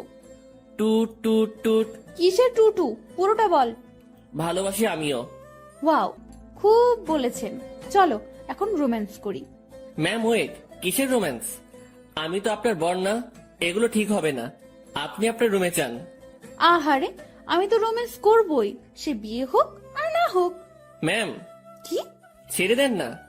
ওলে, খুব ভয় লাগছে তোমার? ইরা বসা থেকে এবার আমার পুরো শরীরের উপর শুয়ে পড়লো। ভয়ে বুকের মধ্যে দুরুম দারুম শব্দ হচ্ছে। ইরা এবার আমার বুকের উপর হাত রেখে তাতে তার থুতনি রাখলো আর বোকা বোকা গলায় বলল, ভয় নেই, এই যে তোমার কাঁধ থেকে মাথা পর্যন্ত আজ আমি এইটুকুতে আমি যা ইচ্ছা করব। ওনাকে আর থামাতে পারলাম না। ভেতরে ফোনের লাইট নিভিয়ে দিয়ে আমার ঘাড়ে আর গলায় তার ঠোঁটের স্পর্শ দেওয়া শুরু করলো। তার খোলা চুলগুলো আমার দিকে হেলেছিল, আর উনি তো তার কাজ করেই যাচ্ছেন। কিছু সময় পর, আমি তোমার বুকে এখন ঘুমাবো, সকালে আমাকে ডেকে দিও। আমি কিছু করতে পারি না। তুমি আবার করবা? তুমি মানে, সরি, আপনি যেগুলো করলেন। ওই না, তুমি কেন করবা? তুমি কিচ্ছু করতে পারবে না। হুম। রাগ। আরে না, কি বলেন, রাগ করবো কেন? সরি। ইরা ফোনের লাইট আবার অন করলো। উনি ওনার গলা থেকে ওড়নাটা সরিয়ে দিতে নিচ্ছিল, আমি থামিয়ে দিলাম। কি করছেন? তুমি না বললে কি যেন করবা? আপনার ওই গলাটুকুই লাগবে। হ্যাঁ, এই আমাকে কিছু করতে দিল না, আর এখন উনি বায়না ধরে বসে আছেন। লোভ তো আপনি ধরিয়েছেন। এই, আমার দোষ দিবা না একদম। লোভ সামলাতে পারো না তুমি? হুম। এই যে গলাটুকুই শুধু, এর নিচে আসলে মায়ের ওকে। আচ্ছা। কি মানুষ রে বাবা, নাও করে না। আমি উঠে বসে ওনার গলায় আমার ঠোঁটের স্পর্শ দিতে লাগলাম। ইরার মতো আমি বেশি সময় নিলাম না। একটু পরে বললাম, রুমে গিয়ে ঘুমিয়ে পড়ো। এটা আমার রুম। এখানেই থাকবে? হ্যাঁ। দুজন একে অপরের দিকে তাকিয়ে আছি। তাকিয়ে থাকতে থাকতে দুজনই কান্না করে দেই। ইরা আমাকে বলল, এই তুমি কান্না করতেছো কেন? এভাবে কখনো তো পাবো না। ধুর, পাগলকে বলে পাবে না। তুমি তো চলেই যাবে। আমি থাকার চেষ্টা করব। আর তুমি কান্না করতেছো কেন? বলা যাবে না। বলো না। পাগলটাকে অনেক ভালোবেসে ফেলেছি। ইরার আমার কপালের সাথে তার কপাল ঠেকালো। ওর চোখের পানি আমার মুখের উপর পড়ছে। অনেক কান্না হয়েছে, থামো। এখানে থাকবো, না করো না প্লিজ। আচ্ছা থাকো। তোমার বুকের উপর ঘুমাবো। হুম। রাগ করবে না তো? না। ইরা আমার গালের সাথে গাল লাগিয়ে শুয়ে পড়লো। দুজন ভোরে উঠবো, উঠে হাঁটতে বের হব। হ্যাঁ, তোমার কাকা আমাকে চলে যেতে বলেছে সকালে। ওনার সাথেই বের হব। কি? তোমাকে কিছু ভাবতে হবে না। উনি আমাকে দেখলে গুলি করবে। আমি যদি বলি জামাই বলে ডাকবে। মানে? তুমি যে বললা ওনার সাথে কথা বলছো, হুম। উনি আবার আমাকে কল করেছিল আমি সব সত্যিই বলেছি। তারপর উনি কি বললো জানো? কি বললো? আমাদের বিয়ের দায়িত্ব উনি নিয়েছেন, সব উনি সামলাবেন। উনি তোমাকে অনেক পছন্দ করেছেন। কি জন্য? সেটা আমি কিভাবে বলবো? সত্যি কথা বলেছো, তাই মনে হয় ভালো লেগেছে তার। ও, আর কোনো কথা না, এবার শুধু ঘুম হবে, ঘুম ঘুম আর ঘুম হবে। চোখ বন্ধ করো পাগল। দুজনেই ঘুমিয়ে গেলাম। পরদিন ভোরে ইরা আমাকে ডেকে তুললো। তারপর হাঁটতে বের হলাম। পথে সত্যি সত্যি ইরার কাকার সাথে দেখা হলো। উনি আমাদেরকে দেখে মুচকি হাসলেন, কিন্তু কিছু বললেন না। এই চলো জগিং করি, ভুঁড়ি হতে দেওয়া যাবে না। ভুঁড়িওয়ালা বর আমার পছন্দ না। ওনার কথা শুনে মুচকি হাসা ছাড়া উপায় নেই। সকালে সব কাজ শেষে অফিসে আসলাম দুজন। অফিসের কেউ এ ব্যাপারে কিছু জানে না, তাই কোনো সমালোচনাও হয়নি। এসব বিষয় জানলে কেউ না কেউ আমাকে জিজ্ঞাসা করতই। দুপুরের পর এক শার্ট প্যান্ট কোট পরা ভদ্রলোক ইরা রুমে ঢুকলো। লোকটিকে দেখে কেমন যেন সন্দেহ হচ্ছিল আমার। কিছু সময় পর ইরা আমাকে ডাকলো। যাক, সন্দেহ এবার দূর হবে। রুমে ঢুকে দেখি ম্যাম বেশ রাগান্বিত। জি ম্যাম, বলেন। এই যে, এটাই আমার পাগল, দেখে নিন। আমি মনে মনে ভাবছি, হ্যাঁ, ম্যামের লাজ লজ্জা কিচ্ছু নেই, এইভাবে কেউ পরিচয় করিয়ে দেয়? তো কিছু বলবেন আর? এরকম একটা ছেলেকে আপনার পছন্দ? ওর কিছু আছে, দেখতে তো কেমন জানি লাগে। ওই আমার পাগলের মধ্যে কি আছে না আছে আমি জানি, আপনাকে বুঝতে হবে না। আপনি আসতে পারেন। ভেবে দেখেন, এর সাথে থাকলে আপনার জীবন নষ্ট হতে পারে। এই শালা, ভাষা খারাপ করবি না। জীবন নষ্ট হবে মানে? ম্যাম তো তাকে মারার জন্য উঠেছে। এতক্ষণে বুঝলাম এই লোকটাই ম্যামকে দেখতে আসছিল। ম্যাম যেভাবে মারার জন্য দাঁড়িয়েছে, লোকটি ভয়ে চেয়ার উল্টে পড়ে যায়। ম্যামকে থামিয়ে আমি উনাকে টেনে তুললাম। দেখছিস আমার পাগলের মধ্যে কি আছে? সে চলে গেল। ম্যাম, এইভাবে কেউ ভয় দেখায়? আরে ভাই বলিস না, মাথাটাই খারাপ করে দিছে। আমি কত বুঝালাম, বুঝলোই না। আমি বাইরে চলে আসছি। ম্যাম তখন পেছন থেকে ডাকলো। ওই আমার পাগল। জি ম্যাম, বলেন। উনি মুচকি হেসে বললেন, কিছু ফাইল কপি করতে হবে, একটু সাহায্য করবেন? আমি করে দিচ্ছি। আরে আমার রুমের মেশিনে কালি নেই, তুমি ম্যানেজারের রুম থেকে বের করে নিয়ে আসো। আচ্ছা। ইরা ফাইলগুলো আমার হাতে দিল। উনিও ফাইলটা ধরে আছেন, আমিও এক পাশে ধরে আছি।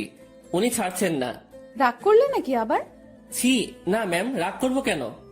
এই যে কাজ করাচ্ছি। এটা তো আমারই কাজ। তোমাকে দিয়ে কাজ করাতে ইচ্ছে করে না গো। আমার কাজ করতে ইচ্ছে করে। স্যার যান, এখন এগুলো কপি করে নিয়ে আসেন। আর হ্যাঁ, আজ বাসায় ফিরতে রাত হবে। সন্ধ্যায় বাইরে গিয়ে খেয়ে এসে আবার কাজ শুরু করব, ঠিক আছে? আচ্ছা ঠিক আছে, সন্ধ্যায় দুজন বাইরে গিয়ে খেয়ে আসি, তারপর আবার কাজ শুরু। বিকেল থেকেই আমি ম্যামের রুমে বসে ওনার কাজ দেখছি মনোযোগ দিয়ে। মাঝে মাঝে কথা হচ্ছে। কাজ শেষের দিকে ম্যাম তখন বলল, আজ কি করব জানো? কি করবেন? এই যে তুমি করে বলো। কি করবা? এক জগ চা বানিয়ে দুজন রাত 10টার পর ছাদে যাব। কেন? গল্প করব। এই ঠান্ডায় ছাদে? রুমেই তো ভালো। আরে না, ছাদে আগুনের ব্যবস্থা করব। তুমি আমি পাশাপাশি বসে চা পান করব আর গল্প করব। আর স্যার, মানে আপনার বাবা যদি দেখে? ও পাগল রে পাগল, কাকা তো বাবাকে সব বলে দিয়েছে। বাবা আবার তার বন্ধুকে মানা করে দিয়েছে। আর সেই জন্যই ছেলেটি আমার কাছে আসছে রিকোয়েস্ট করার জন্য, যাতে আমি মানা না করি। তারপর তোমার কথা বললাম, তোমাকে দেখালাম। ও, এই ব্যাপার? জি, এখন বাসায় সব চলবে। সব চলবে মানে? বাসায় চলো, বাসায় গিয়ে বুঝাবো নি। ঠিক আছে পাগল? কাজ শেষে আমরা বাসায় আসলাম। প্রতিদিনের মতো আজ আমাকে আর একা খেতে হলো না, সবার সাথে বসে খাচ্ছি। বেশ ভয় নিয়েই টেবিলে বসে আছি। ধীরে ধীরে সবার সাথে পরিচিতি হলাম। খাওয়া শেষে ইরার বাবা আমাকে ডেকে বাইরে নিয়ে গেলেন। দেখো, বাসার সবাই তোমাকে মেনে নিচ্ছে, শুধু আমি বাদে। এর পেছনে কারণও আছে। তুমি সামান্য একটা মানুষ, কত বড় ফ্যামিলির দিকে হাত বাড়িয়েছো সেটা খেয়াল করেছো? ধরো কাল তোমাদের বিয়ে দিয়ে দিলাম, তারপর আমার মেয়েকে নিয়ে উঠাবে কোথায়?